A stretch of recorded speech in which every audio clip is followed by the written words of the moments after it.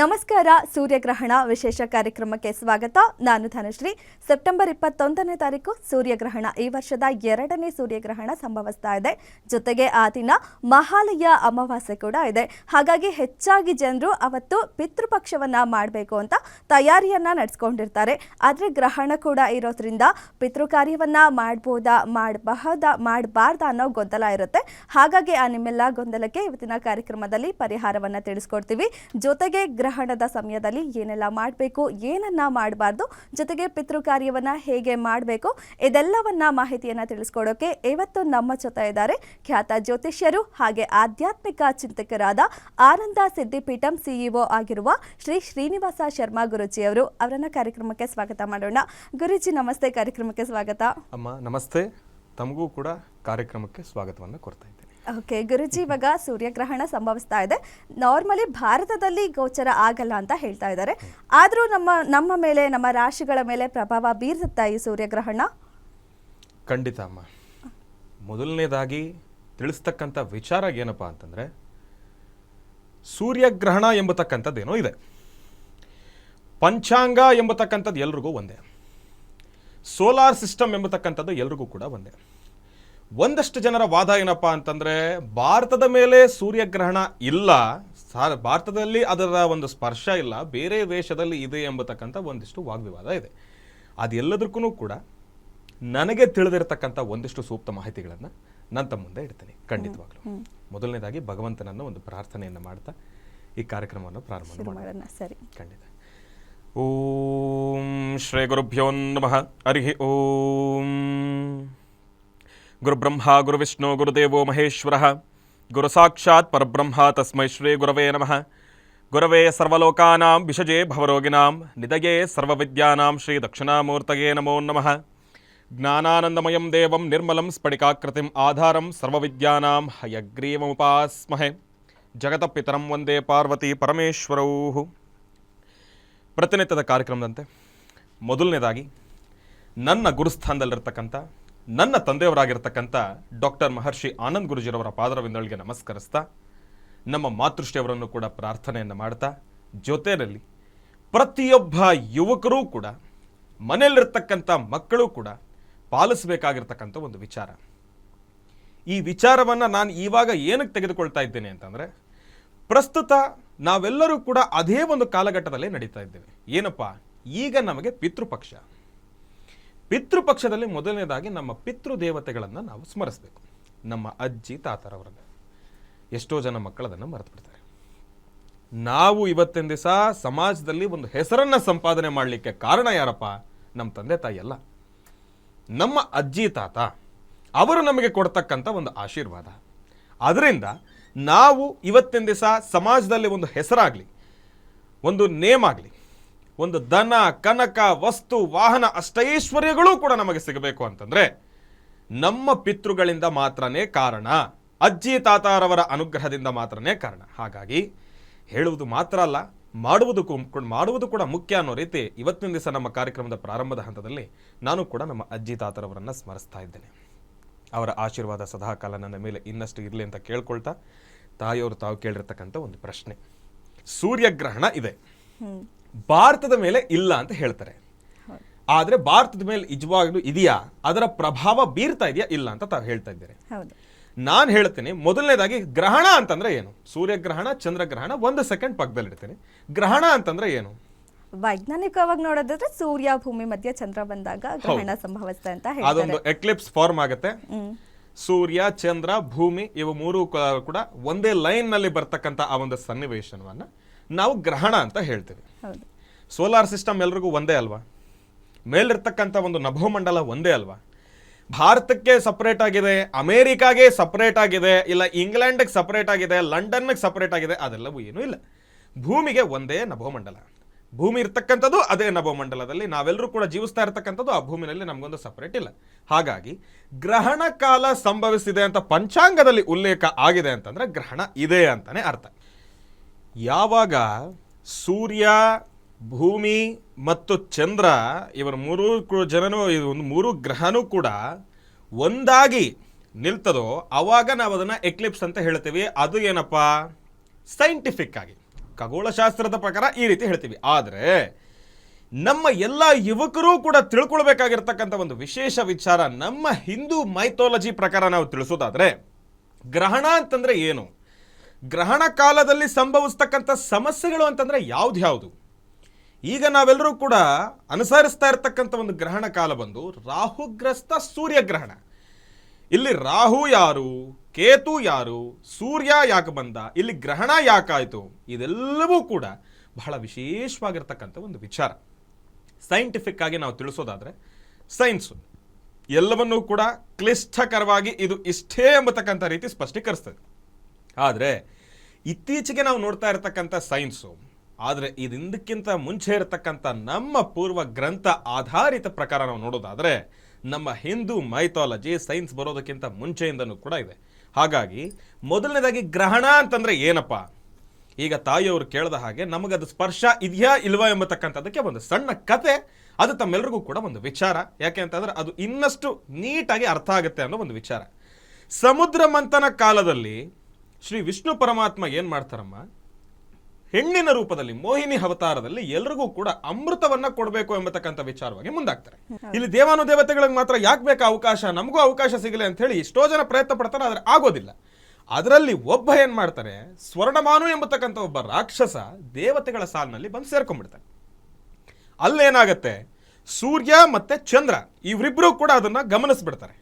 ಶ್ರೀ ವಿಷ್ಣು ಪರಮಾತ್ಮ ಇನ್ನೇನು ಆ ಒಂದು ಅಮೃತವನ್ನ ಅವರ ಕೈಗೆ ಹಾಕಬೇಕು, ಅವರದನ್ನ ಸ್ವೀಕಾರವನ್ನ ಮಾಡಬೇಕು, ಆ ಕ್ಷಣ ಶ್ರೀ ವಿಷ್ಣು ಪರಮಾತ್ಮನ ಗಮನಕ್ಕೆ ಇವರಿಬ್ರು ಕೂಡ ತರ್ತಾರೆ. ಏನಪ್ಪ, ಪರಮಾತ್ಮ ಒಂದ್ ನಿಮಿಷ, ಅವನು ಅಸುರ, ಸ್ವರ್ಣಭಾನು ಎಂಬತಕ್ಕಂಥ ಒಬ್ಬ ಅಸುರ ದೇವತೆಗಳ ಸಾಲಿನಲ್ಲಿ ಬಂದು ಅಮೃತವನ್ನ ಸ್ವೀಕಾರ ಮಾಡ್ತಾ ಇದ್ದಾರೆ ಅಂತ ಹೇಳ್ತಾರೆ. ಆಗ ಶ್ರೀ ವಿಷ್ಣು ಪರಮಾತ್ಮ ಸುದರ್ಶನ ಚಕ್ರವನ್ನ ಒಂದು ಪ್ರಯೋಗವನ್ನ ಮಾಡಿ ಅಲ್ಲೇನಾಗುತ್ತೆ, ಆ ಸ್ವರ್ಣಭಾನು ಎಂಬತಕ್ಕಂಥ ಒಬ್ಬ ಅಸುರನ ಶಿರಚ್ಛೇದನ ಆಗುತ್ತೆ. ಆಗೇನಾಗತ್ತೆ, ಶಿಕ್ಷೆ ಕೊಡ್ತಕ್ಕಂಥವನು ಭಗವಂತ, ಅದರ ಜೊತೆಗೆ ಮತ್ತೊಂದು ಜೀವನವನ್ನ ಕೊಡ್ತಕ್ಕಂಥವನು ಭಗವಂತ. ಆದರೆ ಗುಣ ಮಾತ್ರ ರಾಕ್ಷಸ ಗುಣ ಇದೆ ಇಲ್ಲಿ. ಅಲ್ಲೇನಾಗತ್ತೆ, ಯಾವಾಗ ಶಿರಚ್ಛೇದನ ಆಗತ್ತೆ ಶ್ರೀ ವಿಷ್ಣು ಪರಮಾತ್ಮನ ಒಂದು ಕೃಪೆಯಿಂದ, ಅಲ್ಲಿ ಎರಡು ತತ್ವಗಳು ಉಂಟಾಗತ್ತೆ. ಏನಪ್ಪ, ರಾಹು ಮತ್ತೆ ಕೇತು. ಇಲ್ಲಿ ರಾಹು ಮತ್ತೆ ಕೇತು, ರಾಹು ಬಂದು ತಲೆ ಶಿರೋಭಾಗ, ಒಂದು ಹಾವಿನ ಸರ್ಪದ ಆಕಾರದಲ್ಲಿ ಕೂತ್ಕೊಳ್ಳುತ್ತೆ. ದೇಹ ಬಂದು ಕೇತು. ಆದರೆ ಆ ದೇಹದಲ್ಲಿ ಆ ಒಂದು ಬುದ್ಧಿಶಕ್ತಿನಲ್ಲಿರ್ತಕ್ಕಂಥ ಒಂದು ಅಸುರ ಗುಣ ಅದು ಹಾಗೆ ಉಳ್ಕೊಂಡ್ಬಿಡುತ್ತೆ. ಇವತ್ತಿಗೂ ಅಷ್ಟೇ ನೋಡಿ, ರಾಹು ಗ್ರಹ ಆಗಲಿ ಕೇತು ಗ್ರಹ ಆಗಲಿ, ನಮ್ಮ ನಭೋ ಮಂಡಲದಲ್ಲಿ ಸೋಲಾರ್ ಸಿಸ್ಟಮ್ ಅಲ್ಲಿ 9 ಪ್ಲಾನೆಟ್ಸ್ ಅನ್ನ ನಾವು ನೋಡ್ತೀವಿ, 9 ಗ್ರಹಗಳು. ಆದ್ರೆ ನಮ್ಮ ಕಣ್ಣು ಕಾಣೋದೆಷ್ಟು, 7 ಗ್ರಹ. ಇನ್ 2 ಗ್ರಹಗಳು ಕೂಡ ಕಾಣೋದಿಲ್ಲ. ಅದನ್ನ ನಾವು ಶಾಡೋ ಪ್ಲಾನೆಟ್ಸ್ ಅಂತ ಹೇಳ್ತೀವಿ, ಛಾಯಾಗ್ರಹಗಳು ಮಾತ್ರ. ಆ 2 ಗ್ರಹಗಳು ಛಾಯಾಗ್ರಹಗಳನ್ನತಕ್ಕಂಥದ್ದು ಏನಿದೆ, ಛಾಯಾಗ್ರಹಗಳು, ಅದೇ ರಾಹು ಮತ್ತೆ ಕೇತು. ಇವರಿಬ್ಬರಿಗೆ ಸರಿಯಾದ ಒಂದು ಫಿಗರ್ ಅನ್ನೋದಿಲ್ಲ, ಈ ಬಾಡಿ ಹೀಗೆ ಅನ್ನೋದಿಲ್ಲ. ಇವರಿಬ್ಬರದು ಛಾಯೆ ಮಾತ್ರ. ಯಾಕೆಂತಂದ್ರೆ ತಲೆ ಒಂದು, ದೇಹ ಒಂದು. ಹಾಗಾಗಿ ಇಲ್ಲೇನಾಗತ್ತೆ, ಪ್ರಭಾವ ಬೀರುತ್ತೆ ಎಂಬತಕ್ಕಂಥ ವಿಚಾರವನ್ನ ಕೇಳಿದ್ರಲ್ಲ, ಅದಕ್ಕೆ ನಿಮಗೆ ಇಲ್ಲಿ ಒಂದು ಉತ್ತರ ಸಿಗತ್ತೆ. ನೀವು ಸಾಧಾರಣವಾಗಿ ನೋಡಿ, ಎಷ್ಟೋ ಕಡೆ ಏನಾಗತ್ತೆ, ನಮ್ಮ ಒಂದು ಸಂಪ್ರದಾಯದಲ್ಲಿ ಎಲ್ಲಾದ್ರೂ ಒಬ್ರು ಗುರುಗಳ ಹತ್ರ ಹೋದ್ರೆ ಅಮಾವಾಸ್ಯೆ, ಹುಣ್ಣಿಮೆ, ಪೌರ್ಣಮಿನೋ ಗ್ರಹಣ ಕಾಲ ಬಂದ್ರೆ ನಮ್ಮ ಮನೇಲಿರೋ ಮಕ್ಕಳು ಇಲ್ಲಾಂದ್ರೆ ಯಾರಾದ್ರೂ ಒಬ್ರಿಗೆ ಒಂಥರ ವಿಚಿತ್ರವಾಗಿ ಆಡಕ್ ಶುರು ಮಾಡ್ಬಿಡ್ತಾರೆ. ಅವ್ರ ತಲೆ ಸರಿ ಇಲ್ದಿರೋ ತರ ಆಡ್ಬಿಡ್ತಾರೆ, ಅನ್ಕಂಟ್ರೋಲ್ ಆಗ್ಬಿಡುತ್ತೆ, ಸ್ಟ್ರೆಸ್ ಜಾಸ್ತಿ ಆಗೋಗುತ್ತೆ. ಎಕ್ಸ್ಪೆಷಲಿ ಹೇಳ್ಬೇಕಂತಂದ್ರೆ ಗ್ರಹಣದ ಇಂದಿನ ಕಾಲದಲ್ಲಿ ಮತ್ತೆ ಮುಂದಿನ ಕಾಲದಲ್ಲಿ ಸ್ವಲ್ಪ ಸಮಸ್ಯೆಗಳು ಜಾಸ್ತಿನೇ ಇರುತ್ತೆ. ಯಾತಕ್ಕೋಸ್ಕರ ಅಂತಂದ್ರೆ, ನಾನು ಒಂದು ಬಾಡಿ ಒಂದು ಆಕಾರ ಇಲ್ಲ ಅಂತ ನಾನು ಏನಕ್ಕೆ ಕೇಳಿದೆ ಅಂತಂದ್ರೆ, ಈ ರಾಹುವಿಂದ ಬರ್ತಕ್ಕಂಥ ಸಮಸ್ಯೆ ಆಗಲಿ, ಕೇತುವಿಂದ ಬರ್ತಕ್ಕಂಥ ಸಮಸ್ಯೆ ಆಗಲಿ, ದೇಹದ ಮೇಲ್ಭಾಗದಲ್ಲಿ ನಿಮ್ಗೇನು ಗೊತ್ತಾಗಲ್ಲ. ದೇಹದ ಒಳಭಾಗದಲ್ಲಿ ಮಾತ್ರ ಆಂತರಿಕವಾಗಿ ಒಳಗಡೆ ಇರ್ತಕ್ಕಂಥ ಒಂದು ಆರ್ಗನ್ಸ್ ಅಲ್ಲಿ ಸಮಸ್ಯೆ ಆಗ್ತಕ್ಕಂಥದ್ದಾಗ್ಲಿ, ಒಂದು ಇನ್ನರ್ ಹೆಲ್ತ್ ಹಾಳಾಗ್ತಕ್ಕಂಥದ್ದಾಗ್ಲಿ. ಈಗ ರಾಹು ಒಂದು ಸಮಸ್ಯೆ ಇದೆ ಅಂತಂದ್ರೆ ನಿಮಗೆ ಬುದ್ಧಿ ಭ್ರಮಣೆ ಆಗ್ತಕ್ಕಂಥದ್ದಾಗ್ಲಿ, ಮೆಂಟಲಿ ಸ್ಟ್ರೆಸ್ ಆಗ್ತಕ್ಕಂಥದ್ದಾಗ್ಲಿ, ತಾವು ಮಾಡ್ತಾ ಇರ್ತಕ್ಕಂಥ ಕೆಲಸದಲ್ಲಿರ್ತಕ್ಕಂಥ ಆಲೋಚನೆಗಳು ಕಡಿಮೆ ಆಗ್ತಕ್ಕಂಥದ್ದಾಗ್ಲಿ, ಏನು ಮಾಡಬೇಕು ಅಂತ ಮರ್ತು ಕೂತ್ಕೊಂಡ್ಬಿಡ್ತೀರಿ, ಸುಮ್ಮನೆ ಟೆನ್ಷನ್ನು, ಸಣ್ಣ ಪುಟ್ಟದಕ್ಕೂ ಕೂಡ ಓವರ್ ಥಿಂಕ್ ಮಾಡ್ತಾ ಇರ್ತೀವಿ. ಈ ಎಲ್ಲ ಸಮಸ್ಯೆಗಳು ಕೂಡ ಆಗುತ್ತೆ. ಹಾಗಾಗಿ ನವಗ್ರಹಗಳು ನಮಗೆ ಒಂದೇ ಅಂತಂದ ಮೇಲೆ, ಭಾರತಕ್ಕಾದ್ರೂ ಗ್ರಹಣ ಇರಲಿ, ಲಂಡನ್ಗಾನ ಗ್ರಹಣ ಇರಲಿ, ಅಮೆರಿಕಕ್ಕಾನ ಗ್ರಹಣ ಇರಲಿ, ಗ್ರಹಣ ಇದೆ. ಆದರೆ ಇಲ್ಲಿ ಇನ್ನೊಂದು ವಿಚಾರ ಇದೆ. ಏನಪ್ಪ, ಸೂರ್ಯನ ಕಿರಣಗಳು ಬೀಳ್ತವಲ್ಲ, ಅದು ಮುಖ್ಯ. ಸೂರ್ಯನ ಕಿರಣಗಳು ಬೀಳ್ತಕ್ಕಂಥದ್ದು ಮತ್ತಷ್ಟು, ಇಲ್ಲಿ 50% ಅಷ್ಟು ಮಾತ್ರ ನಾನು ಹೇಳಿದೆ, ಇನ್ನು 50% ಉಳಿದಿದೆಯಲ್ಲ, ಅದೇ ಸೂರ್ಯನ ರಶ್ಮಿಗಳು, ಆ ಒಂದು ಗ್ರಹಣದ ರಶ್ಮಿಗಳು ಬೀಳ್ತಕ್ಕಂಥ ಒಂದಿಷ್ಟು ಪವರ್ ಇರುತ್ತಲ್ಲ, ಅದು ಮುಖ್ಯ. ಈ 50-50 ಎರಡು ಸೇರಿದಾಗ 100 ಆಗುತ್ತೆ. ಸ್ಪರ್ಶಕಾಲ ಇದೆ, ಭಾರತಕ್ಕೂ ಇದೆ ಅಂತಂದವಾಗ ಮಾತ್ರ ಈ 100% ಸಿಗುತ್ತೆ ನಮಗೆ ಸಮಸ್ಯೆ ಎಂಬತಕ್ಕಂಥದ್ದು. ಇಲ್ಲಿ ಭಾರತಕ್ಕಿಲ್ಲ, ಆದ್ರೆ ಗ್ರಹಣ ಇದೆ ಅಂತಂದ್ಮೇಲೆ 50% ಸಮಸ್ಯೆ ಇದ್ದೇ ಇರುತ್ತೆ. ಒಟ್ಟು ನಮ್ಮ ಭಾರತಕ್ಕೂ ಅಪ್ಲೈ ಆಗತ್ತೆ ಗ್ರಹಣ? ಆಗತ್ತೆ, ಖಂಡಿತ ಆಗತ್ತೆ. Okay. ಗ್ರಹಣ ಇದೆ, ಗ್ರಹಣ ಸಾರ್ವತ್ರಿಕ. ಆದ್ರೆ ಅದರ ನಮ್ಮ ಮೇಲೆ ಇಲ್ಲದೆ ಇರೋ ಕಾರಣದಿಂದ, ಭಾರತದಲ್ಲಿ ಅದರ ಕಾಣಿಸ್ಕೊಳ್ಳದೆ ಇರೋ ಕಾರಣದಿಂದ ನಮಗೆ ಅದರ ಒಂದು 50% ಅಷ್ಟು ನೆಗೆಟಿವ್ ಎನರ್ಜಿ ಆಗಲಿ, ಅದರ 50% ಅಷ್ಟು ಎನರ್ಜಿ ನಮಗೆ ತಲುಪೋದಿಲ್ಲ. ಆದರೆ ಗ್ರಹಣ ಇರುತ್ತೆ. ಗ್ರಹಣ ಯಾವ ರೀತಿ ಇರುತ್ತೆ, ಇವತ್ತಿನ ದಿವಸ ಹೇಳ್ತಾರೆ ಗ್ರಹಣ ಇರೋ ಕಾಲದಲ್ಲಿ, ಸ್ಪರ್ಶ ಇರೋ ಕಾಲದಲ್ಲಿ ಭಾರತಕ್ಕೆ ಗ್ರಹಣ ಇದೆ ಅಂತಂದ್ರೆ ಊಟ ತಿಂಡಿ ಮಾಡಬಾರ್ದು, ಆಚೆ ಹೋಗಬಾರ್ದು, ಗರ್ಭಿಣಿ ಸ್ತ್ರೀಯರು ಜೋಪಾನವಾಗಿರ್ಬೇಕು ಅಂತ ಹೇಳಿ. ಯಾತಕ್ಕೋಸ್ಕರ? ಇಲ್ಲೇನಾಗತ್ತೆ, ರಾಹುಗ್ರಸ್ತ ಸೂರ್ಯಗ್ರಹಣ ಇದೆ. ಇದೇ ಒಂದ್ ವೇಳೆ ಭಾರತಕ್ಕಿತ್ತಿದ್ರೆ, ನಾನು ಹೇಳಿದೆ ರಾಹುವಿನ ಚಿಂತನೆಗಳು ಏನಿರ್ತವೆ, ಶಿರೋಭಾಗ, ತಲೆಗೆ ಸಂಬಂಧಪಟ್ಟಿರ್ತಕ್ಕಂಥ ಸಮಸ್ಯೆಗಳು ಉಂಟಾಗುತ್ತೆ, ಆರೋಗ್ಯದಲ್ಲಿ ಏರುಪೇರಾಗುತ್ತೆ, ಗರ್ಭಿಣಿ ಸ್ತ್ರೀಯರು ಜೋಪಾನವಾಗಿರ್ಬೇಕು. ಆ ಒಂದು ರಾಹುವಿನ ಮತ್ತು ಸೂರ್ಯನ ಕಿರಣಗಳು ಎರಡೂ ಕೂಡ ಸೇರಿ ಮುಂಬಂದಾಗ ಸಮಸ್ಯೆಗಳು ಕಟ್ಟಿಟ್ಟು ಬರುತ್ತೆ. ಆದ್ರೆ ಇಲ್ಲಿ ನಮಗೆ 10:51 ರಾತ್ರಿ ಗ್ರಹಣ ಇದೆ. ಆದ್ರೆ ಅದನ್ನೂ ಕೂಡ ನಮಗೆ ಯಾವುದೇ ರೀತಿ ಕಾಣಿಸದೇ ಇರೋ ಕಾರಣದಿಂದ ನಾವಿಲ್ಲಿ ಮಾಡಬೇಕಾಗಿರ್ತಕ್ಕಂಥದ್ದು ಏನಪ್ಪಾ ಅಂತಂದ್ರೆ, ಭಗವಂತನನ್ನ ಪ್ರಾರ್ಥನೆಯನ್ನ ಮಾಡಬೇಕು. ಜೊತೆಯಲ್ಲಿ ಒಂದಿಷ್ಟು ದಾನ ಧರ್ಮಾದಿಗಳನ್ನ ಮಾಡಿದ್ರೆ ಈ ಕಾಲದಲ್ಲಿ ನಾವು ಏನು 50% ಅಷ್ಟು ನೆಗೆಟಿವ್ ಎನರ್ಜಿಯನ್ನು ಅನುಭವಿಸ್ತೀವಿ, ಅದೆಲ್ಲವೂ ಕೂಡ ದೂರ ಆಗೋಗುತ್ತೆ. 100% ಅಷ್ಟು ಪಾಸಿಟಿವ್ ಎನರ್ಜಿಯನ್ನು ನಾವು ಕಂಡುಕೊಳ್ತೀವಿ. ಈ ಸಮಯವನ್ನ, ಇಂತಹ ಗ್ರಹಣಗಳನ್ನ ನಾವು ದೇವರ ಪೂಜಾನುಷ್ಠಾನ ಆಗಿರ್ಬೋದು, ಇಲ್ಲ ಅಂತಂದ್ರೆ ನಮ್ಮ ಒಂದು ಮಂತ್ರ ತಂತ್ರ ಸಿದ್ಧಿಗಳಿಗಾಗಿರ್ಬೋದು, ಇದೆಲ್ಲದಕ್ಕೂ ಕೂಡ ಬಹಳ ಪ್ರಶಸ್ತವಾಗಿರ್ತಕ್ಕಂಥದ್ದು. ಇಲ್ಲಿ ಮತ್ತೊಂದು ವಿಪರ್ಯಾಸ ಏನಪ್ಪಾ ಅಂತಂದ್ರೆ, ನಾನು ಹೇಳ್ತೀನಿ ಈ ಸಮಯದಲ್ಲಿ ನೋಡಿ, ಇವಾಗ ಸಿಂಹರಾಶಿ ರಾಶ್ಯಾಧಿಪತಿ ಸೂರ್ಯ, ಬಹಳ ವಿಶೇಷವಾಗಿರ್ತಕ್ಕಂಥದ್ದು ಸೂರ್ಯ ಇದೆ. ಈಗ ಸಿಂಹರಾಶಿನಲ್ಲಿರ್ತಕ್ಕಂಥವ್ರಿಗೆ ಸಮಸ್ಯೆ ಇದೆ. ಯಾಕೆ ಅಂತಂದ್ರೆ, ನಾಳೆ ಬಹಳ ವಿಶೇಷವಾಗಿ ರಾಹುಗ್ರಸ್ತ ಸೂರ್ಯಗ್ರಹಣ ಪುಬ್ಬ ನಕ್ಷತ್ರ ಸಿಂಹರಾಶಿ ಇರತಕ್ಕಂಥದ್ದಿದೆ. ಅಲ್ಲೇನಾಗತ್ತೆ, ಸಿಂಹರಾಶಿ ಇರುವ ಕಾರಣದಿಂದ ಈ ಒಂದು ಸೂರ್ಯಗ್ರಹಣದ ಸಮಯದಲ್ಲಿ, ಗ್ರಹಣ ಕಾಲದ ಸಮಯದಲ್ಲಿ, ಅದರಲ್ಲೂ ಮಹಾಲಯ ಅಮಾವಾಸ್ಯೆಯ ಸಮಯದಲ್ಲಿ ಸಿಂಹರಾಶಿನಲ್ಲಿರ್ತಕ್ಕಂಥವ್ರಿಗೆ ಒಂದಿಷ್ಟು ಸಮಸ್ಯೆಗಳು ಉಂಟಾಗತ್ತೆ ಅಂತ ನಾವು ಹೇಳ್ತೀವಿ. ಇಂದಿನ ರಾಶಿ ಮಕರ ರಾಶಿ, ಮುಂದಿನ ರಾಶಿ ಕನ್ಯಾ ರಾಶಿ. ಯಾಕಂದ್ರೆ ಇವತ್ತು, ನಾಳೆ, ನಿನ್ನೆ ಇದೆಲ್ಲವನ್ನೂ ಕೂಡ ನಾವು ಗಮನಿಸೋದಾದ್ರೆ, ಹಿಂದಿನ ದಿನದ ರಾಶಿಯನ್ನು ತಗೊಳ್ಬೇಕು, ನಾವು ಮುಂದಿನ ದಿನದ ರಾಶಿಯನ್ನು ಕೂಡ ತಗೊಳ್ಬೇಕು. ಹಿಂದೆ ಮಕರ, ಮುಂದೆ ಕನ್ಯಾ. ಹಾಗಾಗಿ ಈ ಮೂರೂ ರಾಶಿಗಳಲ್ಲಿರ್ತಕ್ಕಂಥವ್ರಿಗೂ ಕೂಡ ಪ್ರಭಾವ ಇದ್ದೇ ಇರುತ್ತೆ. ನಾನು ಹೇಳ್ತೀನಿ ಒಂದಿಷ್ಟು ದಾನ ಧರ್ಮ ಮಾಡಿ ಅಂತ. ಅದು ಯಾವಾಗ? ಗ್ರಹಣ ಕಾಲದಲ್ಲಿ. ಗ್ರಹಣ ಎಷ್ಟೊತ್ತಿಗಿದೆ? ಮಧ್ಯರಾತ್ರಿ ಇದೆ. ಯಾರಿಗೆ ಮಾಡ್ತೀರಿ?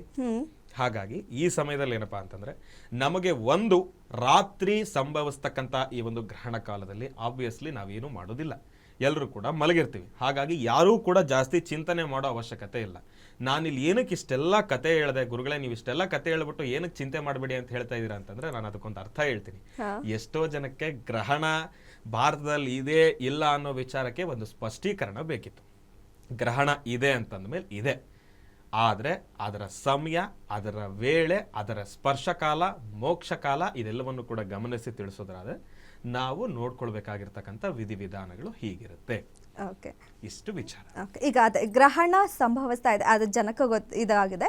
ಏನಂದ್ರೆ, ಈಗ ನಾಳೆ ಮಹಾಲಯ ಅಮಾವಾಸ್ಯೆ ಕೂಡ ಇರೋದ್ರಿಂದ ನಾರ್ಮಲಿ ಪೂಜೆ ಎಲ್ಲಾ ಮಾಡ್ತಾರೆ, ಒಂದು ಹಬ್ಬದ ರೀತಿನೇ ಇದನ್ನ ಆಚರಣೆ ಮಾಡ್ತಾರೆ. ಸೊ ಈ ಗ್ರಹಣ, ಈಗ ಪಿತೃಪಕ್ಷ, ಮಹಾಲಯ ಅಮಾವಾಸ್ಯೆ ಮೇಲೆ ಯಾವ ರೀತಿ ಪರಿಣಾಮ ಬೀಳ್ತದೆ? ಅಮ್ಮ, ಒಂದು ಕಡೆ ಹೇಳೋದಾದ್ರೆ, ಮಹಾಲಯ ಅಮಾವಾಸ್ಯೆ ಇದೆ, ಬಹಳ ವಿಶೇಷವಾದ ಪ್ರಶಸ್ತವಾದ ಕಾಲ. ಅದರಲ್ಲೂ ಪಿತೃಗಳ ಒಂದು ಆಶೀರ್ವಾದವನ್ನ ಪಡ್ಕೊಳ್ಳಿಕ್ಕೆ, ಸದ್ಗತಿಗಳನ್ನ ಪಡ್ಕೊಳ್ಳಿಕ್ಕೆ ಬಹಳ ಪ್ರಶಸ್ತವಾದ ಕಾಲ ಈಗೊಂದು ಕಾಲ, ಮಹಾಲಯ ಅಮಾವಾಸ್ಯೆ. ಆದ್ರೆ ಅಲ್ಲೊಂದು ಕಪ್ಪು ಚುಕ್ಕೆ, ಏನಪ್ಪಾ? ಗ್ರಹಣ. ಒಂದಿಷ್ಟು ಜನ ಹೇಳ್ತಾರೆ, ಈ ಗ್ರಹಣ ಕಾಲದಲ್ಲಿ ನಾವು ಪಿತೃಗಳಿಗೆ ಸಂಬಂಧಪಟ್ಟಿರ್ತಕ್ಕಂಥ ಸಂಸ್ಕಾರಗಳಾಗಿರ್ಬೋದು, ಅಪರ ಕರ್ಮಗಳಿಗೆ ಅದು ಸೂಕ್ತವಲ್ಲ ಅಂತ ಒಂದಷ್ಟು ಜನ ಹೇಳ್ತಾರೆ. ಆದರೆ ಇಲ್ಲಿ ಒಂದಷ್ಟು ಜನ ಹೇಳ್ತಾರೆ, ಶಾಸ್ತ್ರದಲ್ಲಿ ಆಗಲಿ, ಶಾಸ್ತ್ರದ ಹೊರಭಾಗದಲ್ಲಾಗಲಿ ತಿಳಿದಿರ್ತಕ್ಕಂಥವ್ರಾಗಲಿ ಒಂದಷ್ಟು ಜನ ಏನು ಹೇಳ್ತಾರೆ, ಇಲ್ಲಿ ಗ್ರಹಣ ಇದೆ ನಾವು ಒಪ್ಕೊಳ್ತೀವಿ, ಆದರೆ ಪಂಚಾಂಗದಲ್ಲಿ ಒಂದು ಉಲ್ಲೇಖನ ಇದೆ, ಏನಪ್ಪಾ ಅಂತಂದ್ರೆ, ಭಾರತದಲ್ಲಿ ಅದರ ಒಂದಿಷ್ಟು ಲಕ್ಷಣಗಳನ್ನು ನಾವು ನೋಡೋದಿಲ್ಲ, ಭಾರತದಲ್ಲಿ ಅದರ ಕಿರಣಗಳು ಬೀಳೋದಿಲ್ಲ, ಆಮೇಲೆ ರಾತ್ರಿ ಇರ್ತಕ್ಕಂಥ ಒಂದು ಗ್ರಹಣ. ಹಾಗಾಗಿ ನಾವು ಇಲ್ಲಿ ಇಂಥ ಒಂದು ಸಮಯದಲ್ಲಿ ಈ ಪರಿಸ್ಥಿತಿನಲ್ಲಿ ಪಿತೃಗಳ ಕಾರ್ಯವನ್ನ ಮಾಡಲಿಕ್ಕೆ ಯಾವುದೇ ರೀತಿ ಅಡ್ಡಿ ಇಲ್ಲ ಅಂತ ಹೇಳಿ ಒಂದಷ್ಟು ಜನ ಹೇಳ್ತಾರೆ. ಆದರೆ ಇಲ್ಲಿ ವಿಚಾರ ಏನಪ್ಪಾ ಅಂತಂದ್ರೆ, ಯಾರು ಈ ಒಂದು ಕಾರ್ಯಗಳನ್ನ ಮಾಡ್ತೀರಿ, ನೀವು ಮೊದಲಿಂದ ಆಚರಿಸ್ಕೊಂಡು ಬಂದಿರತಕ್ಕಂಥ ಒಂದು ಪದ್ಧತಿಗಳನ್ನ, ಅದನ್ನ ತಿಳಿಸಿರ್ತಕ್ಕಂಥ ಗುರು ಹಿರಿಯರ ಸೂಕ್ತ ಮಾಹಿತಿಯನ್ನ ತೆಗೆದುಕೊಂಡು ತಾವು ಮುಂದುವರಿತಕ್ಕಂಥದ್ದು ಬಹಳ ಉತ್ತಮ. ಯಾಕೆ ಅಂತಂದ್ರೆ ಗ್ರಹಣ ಇದ್ದ ಕಾಲದಲ್ಲಿ ಮಾಡಬಾರ್ದು.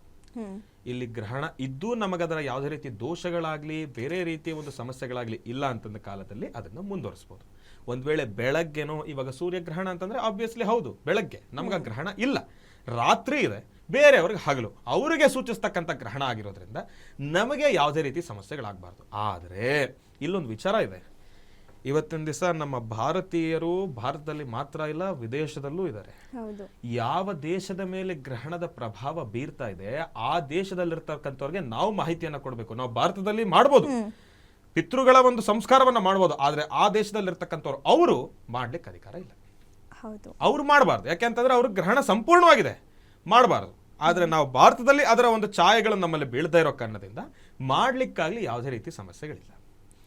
ಇನ್ನು ಊಟ ತಿಂಡಿ ಉಪಚಾರ ಅದರಲ್ಲಂತೂ ಪ್ರತಿ ಗ್ರಹಣಕ್ಕೂ ಒಂದೊಂದು ಡಿಬೇಟ್ಗಳು ಬೀಳ್ತಾನೆ ಇರ್ತಾರೆ. ಒಂದಷ್ಟು ಜನ ಹೇಳ್ತಾರೆ ಗ್ರಹಣ ಇರೋ ಟೈಮಲ್ಲಿ ನಾವು ಬೇಕಂತ ಸಮೋಸ ತಿಂತೀವಿ, ಪಾನಿಪುರಿ ತಿಂತೀವಿ, ಅದೆಲ್ಲ ಸುಮಾರಿದೆ. ಈಗ ನಮಗೆ ಎದುರಾಗಿರ್ತಕ್ಕಂಥ ಈ ಒಂದು ರಾಹುಗ್ರಸ್ತ ಸೂರ್ಯಗ್ರಹಣ ಎಂಬತಕ್ಕಂಥದ್ದೇನಿದೆ, ಈ ಗ್ರಹಣ ನಮ್ಮ ಮೇಲೆ ಇಲ್ಲದೆ ಇರೋ ಕಾರಣದಿಂದ ಆಹಾರದ ಪದ್ಯ ಕ್ರಮದಲ್ಲಿ ಯಾವುದೇ ರೀತಿ ಬದಲಾವಣೆಗಳು ಬೇಡ ಅಂತ ಹೇಳ್ತಾರೆ.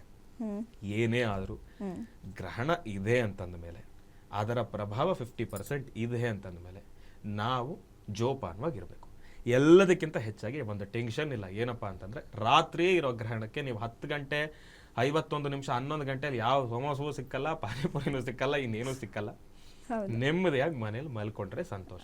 ಗರ್ಭಿಣಿ ಸ್ತ್ರೀಯರು ಮಾತ್ರ ನಮಗೆ ಸ್ಪರ್ಶ ಇರ್ಲಿ ಇಲ್ಲದೆ ಇರ್ಲಿ ಜೋಪಾನವಾಗಿರ್ಬೇಕು. ಯಾಕೆ ಅಂತಂದ್ರೆ ಬಹಳ ಸೆನ್ಸಿಟಿವ್ ಆಗಿರುತ್ತೆ ಅವರ ಪರಿಸ್ಥಿತಿ. ಒಳಗಡೆ ಇರತಕ್ಕಂಥ ಪಿಂಡ ಏನಿರುತ್ತೆ ಅದು ಮಾತ್ರ ಬಹಳ ಸೂಕ್ಷ್ಮವಾಗಿರುತ್ತೆ. ಇಂಥ ಪ್ರಭಾವಗಳಿಗೆ ಬಹಳ ಬೇಗ ಅಟ್ರಾಕ್ಟ್ ಆಗ್ತಕ್ಕಂಥದ್ದು ಇರುತ್ತೆ. ಯಾಕೆಂತಂದ್ರೆ ಗರ್ಭಿಣಿ ಸ್ತ್ರೀಯರ್ ಅಂತಂದ್ರೆ ಅವರಿಗೆ ವಿಶೇಷವಾಗಿರ್ತಕ್ಕಂಥ ಒಂದು ಅಟ್ರಾಕ್ಷನ್ ಪವರ್ ಇರುತ್ತೆ. ಇಲ್ಲಿ ನೆಗೆಟಿವ್ ಆದರೂ ಆಗಿರ್ಬೋದು, ಪಾಸಿಟಿವ್ ಆಗಿರ್ಬೋದು. ಪಾಸಿಟಿವ್ ಅನ್ನೋದಕ್ಕಿಂತ ನೆಗೆಟಿವ್ ಅಟ್ರಾಕ್ಷನ್ಸ್ಗೆ ಬೇಗ ಅಟ್ರಾಕ್ಟ್ ಆಗ್ತಾರೆ. ಹಾಗಾಗಿ ಗರ್ಭಿಣಿ ಸ್ತ್ರೀಯರು ಸ್ವಲ್ಪ ಜೋಪಾನವಾಗಿರ್ಬೇಕು. ಓಕೆ ಗುರುಜಿ, ಈಗ ಹಾಗಿದ್ರೆ ಗ್ರಹಣದ ಸಮಯದಲ್ಲಿ ವಿಶೇಷವಾದ ಪೂಜೆ ಮಾಡಬೇಕು, ಮಂತ್ರಗಳು ಹೇಳಬೇಕು ಅಂತೆಲ್ಲ ಇರುತ್ತೆ. ಅದ್ ಯಾವ ರೀತಿ ಏನ್ ಪೂಜೆ ಮಾಡಬೇಕು, ಏನ್ ಮಂತ್ರ ಹೇಳಬೇಕು ಅನ್ನೋದ್ರ ಬಗ್ಗೆ ಹೇಳೋದಾದ್ರೆ, ಈಗ ರಾಹುಗ್ರಸ್ತ ಸೂರ್ಯ ಗ್ರಹಣ, ಸೂರ್ಯ ಪರಮಾತ್ಮನನ್ನ ಪ್ರಾರ್ಥನೆಯನ್ನ ಮಾಡಬೇಕು. 12 ರಾಶಿಗಳಲ್ಲಿ ಇರ್ತಕ್ಕಂಥವ್ರು ಮಾಡಿದ್ರು ಸಂತೋಷನೇ. ಇಲ್ಲಿ ಒಂದಷ್ಟು ಜನ, ನಾನೇ ಅವಾಗಲೇ ಹೇಳಿದೆ, ಈಗ ಮಕರ ರಾಶಿಯವರಾಗಿರ್ಬೋದು, ಕನ್ಯಾ ರಾಶಿಯವರಾಗಿರ್ಬೋದು, ಸಿಂಹರಾಶಿಯವರಾಗಿರ್ಬೋದು, ಗ್ರಹಣದ ಇಂದಿನ ದಿನ ಮುಂದಿನ ದಿನ ಗ್ರಹಣ ದಿನ ಇರ್ತಕ್ಕಂಥ 3 ರಾಶಿಗಳಲ್ಲಿ ನಾವೇನು ಗಮನಿಸ್ತಾ ಇದ್ದೇವೆ, ಇವ್ರು ಮಾತ್ರ ಅಲ್ಲ, ಸಮಸ್ಯೆಗಳು ಇವ್ರಿಗೆ ಮಾತ್ರ ಅಲ್ಲ, 12 ರಾಶಿಗಳಲ್ಲಿ ಇರ್ತಕ್ಕಂಥವ್ರು ಇದನ್ನ ಮಾಡೋದ್ರಿಂದ ಒಳ್ಳೇದಾಗತ್ತೆ. ಸಮಸ್ಯೆ ಇರೋರಿಗೆ ಒಳ್ಳೇದಾಗತ್ತೆ, ಇಲ್ದೇ ಇರೋರು ಮಾಡೋದ್ರಿಂದ ಮತ್ತಿಷ್ಟು ಫಲಾಫಲಗಳನ್ನ ಸಿದ್ಧಿಪಡಿಸ್ಕೊಳ್ತೀರಿ. ನಾವು ಅಷ್ಟನ್ನು ಮಾತ್ರ ಹೇಳ್ಬೋದು. ಮಾಡೋದಿಲ್ಲ, ನಮಗದು ಇಷ್ಟ ಇಲ್ಲ, ನಮ್ಗೆ ಅದ್ರ ಮೇಲೆ ನಂಬಿಕೆ ಇಲ್ಲ ಅಂತಂದ್ರೆ ನಾವು ಇರೋ ಮಾಡೋಕ್ಕಾಗಲ್ಲ. ಈಗ ದಾನ ಕೂಡ ಮಾಡೋದಕ್ಕೆ ನೀವು ಸಜೆಸ್ಟ್ ಮಾಡ್ತೀರಾ? ಈಗ ಗ್ರಹಣ ರಾತ್ರಿ ಇರೋದ್ರಿಂದ ಮಾರನೇ ದಿನ ಏನಾದ್ರೂ ದಾನ ಮಾಡೋದನ್ನ ಹೇಳ್ಬೋದಾ, ಅಥವಾ ಅವಶ್ಯಕತೆ ಇರಲ್ವಾ ಇದ್ರಲ್ಲಿ ಅಂತ? ಮಾಡೋದ್ರಿಂದ ಶ್ರೇಷ್ಠ, ಖಂಡಿತ ಮಾಡ್ಲಿ, ಒಳ್ಳೇದಿದೆ. ಯೂತ್ಸು ನೋಡಿ, ಇವತ್ತಿನ ದಿವಸ ಎಷ್ಟೋ ಜನ AI ಟೆಕ್ನಾಲಜಿ ಬಂದಾಗಿಂದ ನಾನು ಸುಮಾರು ಜನನ್ನ ಗಮನಿಸ್ತಾ ಇದ್ದೇನೆ. ಎಷ್ಟೋ ಕಂಪನಿಗಳಲ್ಲಿ ಯೂತ್ಸು ಕೆಲಸ ಇಲ್ದಿರ, ಕೆಲಸ ಸಿಗ್ದಿರ ಒದ್ದಾಡ್ತಾ ಇದ್ದಾರೆ. ನಾನು ಏನಕ್ಕೋಸ್ಕರ ಯೂತ್ಸು ಅಂತ ನಾನು ಇಷ್ಟೊಂದು ಪ್ರೆಷರ್ ಆಗ್ತಾ ಇದ್ದೀನಿ ಅಂತಂದ್ರೆ, ಸುಮಾರು ಜನ ಗಂಡು ಮಕ್ಕಳಾಗ್ಲಿ ಹೆಣ್ಣು ಮಕ್ಕಳಾಗ್ಲಿ ಈಗ ತಾನೇ ಓದನ್ನ ಮುಗಿಸಿರ್ತಕ್ಕಂಥವ್ರು ಗ್ರಾಡ್ಯುಯೇಟ್ಗಳು ಕೆಲಸ ಇಲ್ದಿರ ಒದ್ದಾಡ್ತಾ ಇದ್ದಾರೆ. AI ಟೆಕ್ನಾಲಜಿ ಬಂದಾಗಿಂದ ಕೆಲಸ ಇರೋರು ಕಳ್ಕೊಂಡು ಕೂತಿದ್ದಾರೆ. ಅವರೆಲ್ರಿಗೂ ಕೂಡ ಒಳ್ಳೇದಾಗಬೇಕು, ಭಗವಂತನ ಒಂದು ಅನುಗ್ರಹ ಸಿಗಬೇಕು. ಅದಕ್ಕೋಸ್ಕರ ತಮ್ಮೆಲ್ಲರಲ್ಲೂ ಕೂಡ ನಾನು ಕೇಳ್ಕೊಳ್ತಕ್ಕಂಥದ್ದು ಇಷ್ಟೇ, ತಾವು ಮಾಡಿ, ಒಂದು ದಾನ ಧರ್ಮವನ್ನು ಮಾಡಿ. ನಾನು ತಮ್ಮೆಲ್ಲರಿಗೂ ಕೂಡ ಹೇಳ್ತಾ ಇದ್ದೇನೆ, ಗೋಧಿ ಸೂರ್ಯನಿಗೆ ಬಹಳ ಪ್ರಶಸ್ತವಾಗಿರ್ತಕ್ಕಂಥದ್ದು. ಗೋಧಿಯನ್ನ ದಾನವನ್ನು ಮಾಡೋದ್ರಿಂದ ನಿಜಕ್ಕೂ ಹೇಳ್ತೇನೆ ಬಹಳ ಒಳ್ಳೆದಿದೆ. ಅದು ಒಂದು ಕೆಂಪು ವಸ್ತ್ರವನ್ನು ತೆಗೆದುಕೊಂಡು ಆ ಕೆಂಪು ವಸ್ತ್ರದಲ್ಲಿ 3 ಹಿಡಿ ಗೋಧಿಯನ್ನ ಅದರೊಳಗಡೆ ಹಾಕಿ ಭಗವಂತನನ್ನ ಪ್ರಾರ್ಥನೆಯನ್ನು ಮಾಡಿ, ನಿಮ್ಮ ಮನೆ ದೇವರನ್ನ ಪ್ರಾರ್ಥನೆಯನ್ನು ಮಾಡಿ, ಪಿತೃದೇವತೆಗಳನ್ನ ಮನಸ್ಸಿನಲ್ಲಿ ಸ್ಮರಿಸಿಕೊಂಡು ತಾಯಿ ಒಂದು ದಾನ ಧರ್ಮವನ್ನು ಮಾಡೋದ್ರಿಂದ ಖಂಡಿತ ಒಳ್ಳೇದಾಗತ್ತೆ. ಈ ಸಮಯದಲ್ಲಿ ಮತ್ತಷ್ಟು ಪಾಸಿಟಿವ್ ಎನರ್ಜೀಸ್ ಅನ್ನ ತಾವು ಸಿದ್ಧಿಪಡಿಸ್ಕೊಳ್ತೀರಿ. ಓಕೆ, ಈಗ ಗುರುಜಿ ಗ್ರಹಣದ ಸಮಯದಲ್ಲಿ ದೇವಸ್ಥಾನ ತೆರೆಯೋದೆಲ್ಲ ಪೂಜೆ ಮಾಡೋದಿಲ್ಲ ಅಂತಾರೆ. ನಾಳೆ ಕೂಡ ಆ ತರ ಏನಾದ್ರೂ ಇದೆಯಾ? ಗ್ರಹಣ ಮುಗದೆ ಹೋಗುತ್ತಲ್ಲ ಬೆಳಗ್ಗೆ ಆಗುವಷ್ಟರಲ್ಲಿ, ಸಮಸ್ಯೆನೇ ಇಲ್ಲ. ಹಾಗಿದ್ರೆ ನಾಳೆ ಪೂರಾ ದಿನಪೂರ್ತಿ ಅವ್ರು ಏನ್ ದಿನನಿತ್ಯದ ಚಟುವಟಿಕೆ ಇರುತ್ತೆ ಆ ರೀತಿ ಖಂಡಿತ. ಇರೋದು. ರಾತ್ರಿ ಗ್ರಹಣ ಎಲ್ಲ ಊಟ ಮಾಡಿ ಮಲಗಿರ್ತಾರೆ ಆ ರೀತಿ ಖಂಡಿತ ಇರುತ್ತೋ? ಖಂಡಿತ. ಓಕೆ. ಇನ್ನು ಗುರುಜಿ, ನಾಳೆ ಪಿತೃಪಕ್ಷ ಕೂಡ ಇದೆ. ಸೊ ಹಾಗಾಗಿ ಯಾವ ರೀತಿ ಆ ಪೂಜೆ ಮಾಡಬೇಕು, ಆ ಕಾರ್ಯಗಳನ್ನ ಯಾವ ರೀತಿ ಮಾಡಬೇಕು, ಯಾವ ಸಮಯ ಪ್ರಶಸ್ತ ಪಿತೃ ಕಾರ್ಯವನ್ನ ಮಾಡೋದಕ್ಕೆ ಅಂತ ತಿಳಿಸ್ಕೊಡೋದಾದ್ರೆ? ಯೂಶಲ್ ಆಗಿ ನಾವು ನೋಡೋದಾದ್ರೆ ಅಮ್ಮ, ಒಂದು ಧರ್ಮಶಾಸ್ತ್ರದ ಪ್ರಕಾರ ನೋಡೋದಾದ್ರೆ ಪಿತೃಪಕ್ಷದಲ್ಲಿ ಮಾತ್ರ ಇಂಥದ್ದೊಂದು ಪದ್ಧತಿನ, ಬೇರೆ ಸಮಯದಲ್ಲೂ ಈ ಒಂದು ಸಮಯಕ್ಕೆ ಅದಕ್ಕೆ ಮಾತ್ರ ಸೀಮಿತನಂತ ನಾವು ನೋಡೋದಾದ್ರೆ ನೋಡಿ, ಈ ಒಂದು ಮಧ್ಯಾಹ್ನ 12:30 ಈ ಒಂದು 2:30 ತನಕ ಏನು ಸಮಯ ಇರುತ್ತೆ ಅದನ್ನು ನಾವು ಅಪರಕಾಲ ಅಂತ ಹೇಳ್ತೀವಿ. ಪಿತೃದೇವತೆಗಳಿಗೆ ನಾವು ಏನು ಸಮರ್ಪಣೆಯನ್ನು ಮಾಡಬೇಕಾಗಿರುತ್ತೆ, ಪೂಜಾನುಷ್ಠಾನ ಆಗಿರ್ಬೋದು, ಒಂದಿಷ್ಟು ಜನ ಎಡೆ ಇಡ್ತಕ್ಕಂಥದ್ದು ಇರುತ್ತೆ, ಆಮೇಲೆ ಒಂದಿಷ್ಟು ಜನ ಪಿತೃ ಕಾರ್ಯಗಳನ್ನು ಮಾಡ್ತಕ್ಕಂಥದ್ದು ಇರುತ್ತೆ. ಇದೆಲ್ಲದಕ್ಕೂ ಕೂಡ ಈ ಒಂದು ಅಪರ ಕಾಲ ಎಂಬತಕ್ಕಂಥದ್ದು ಏನಿದೆ, ಅಪರ ಕರ್ಮಗಳನ್ನು ಮಾಡತಕ್ಕಂಥ ಆ ಒಂದು ಕಾಲಗಳು ಪ್ರಶಸ್ತವಾಗಿ ಸಿಗುತ್ತೆ.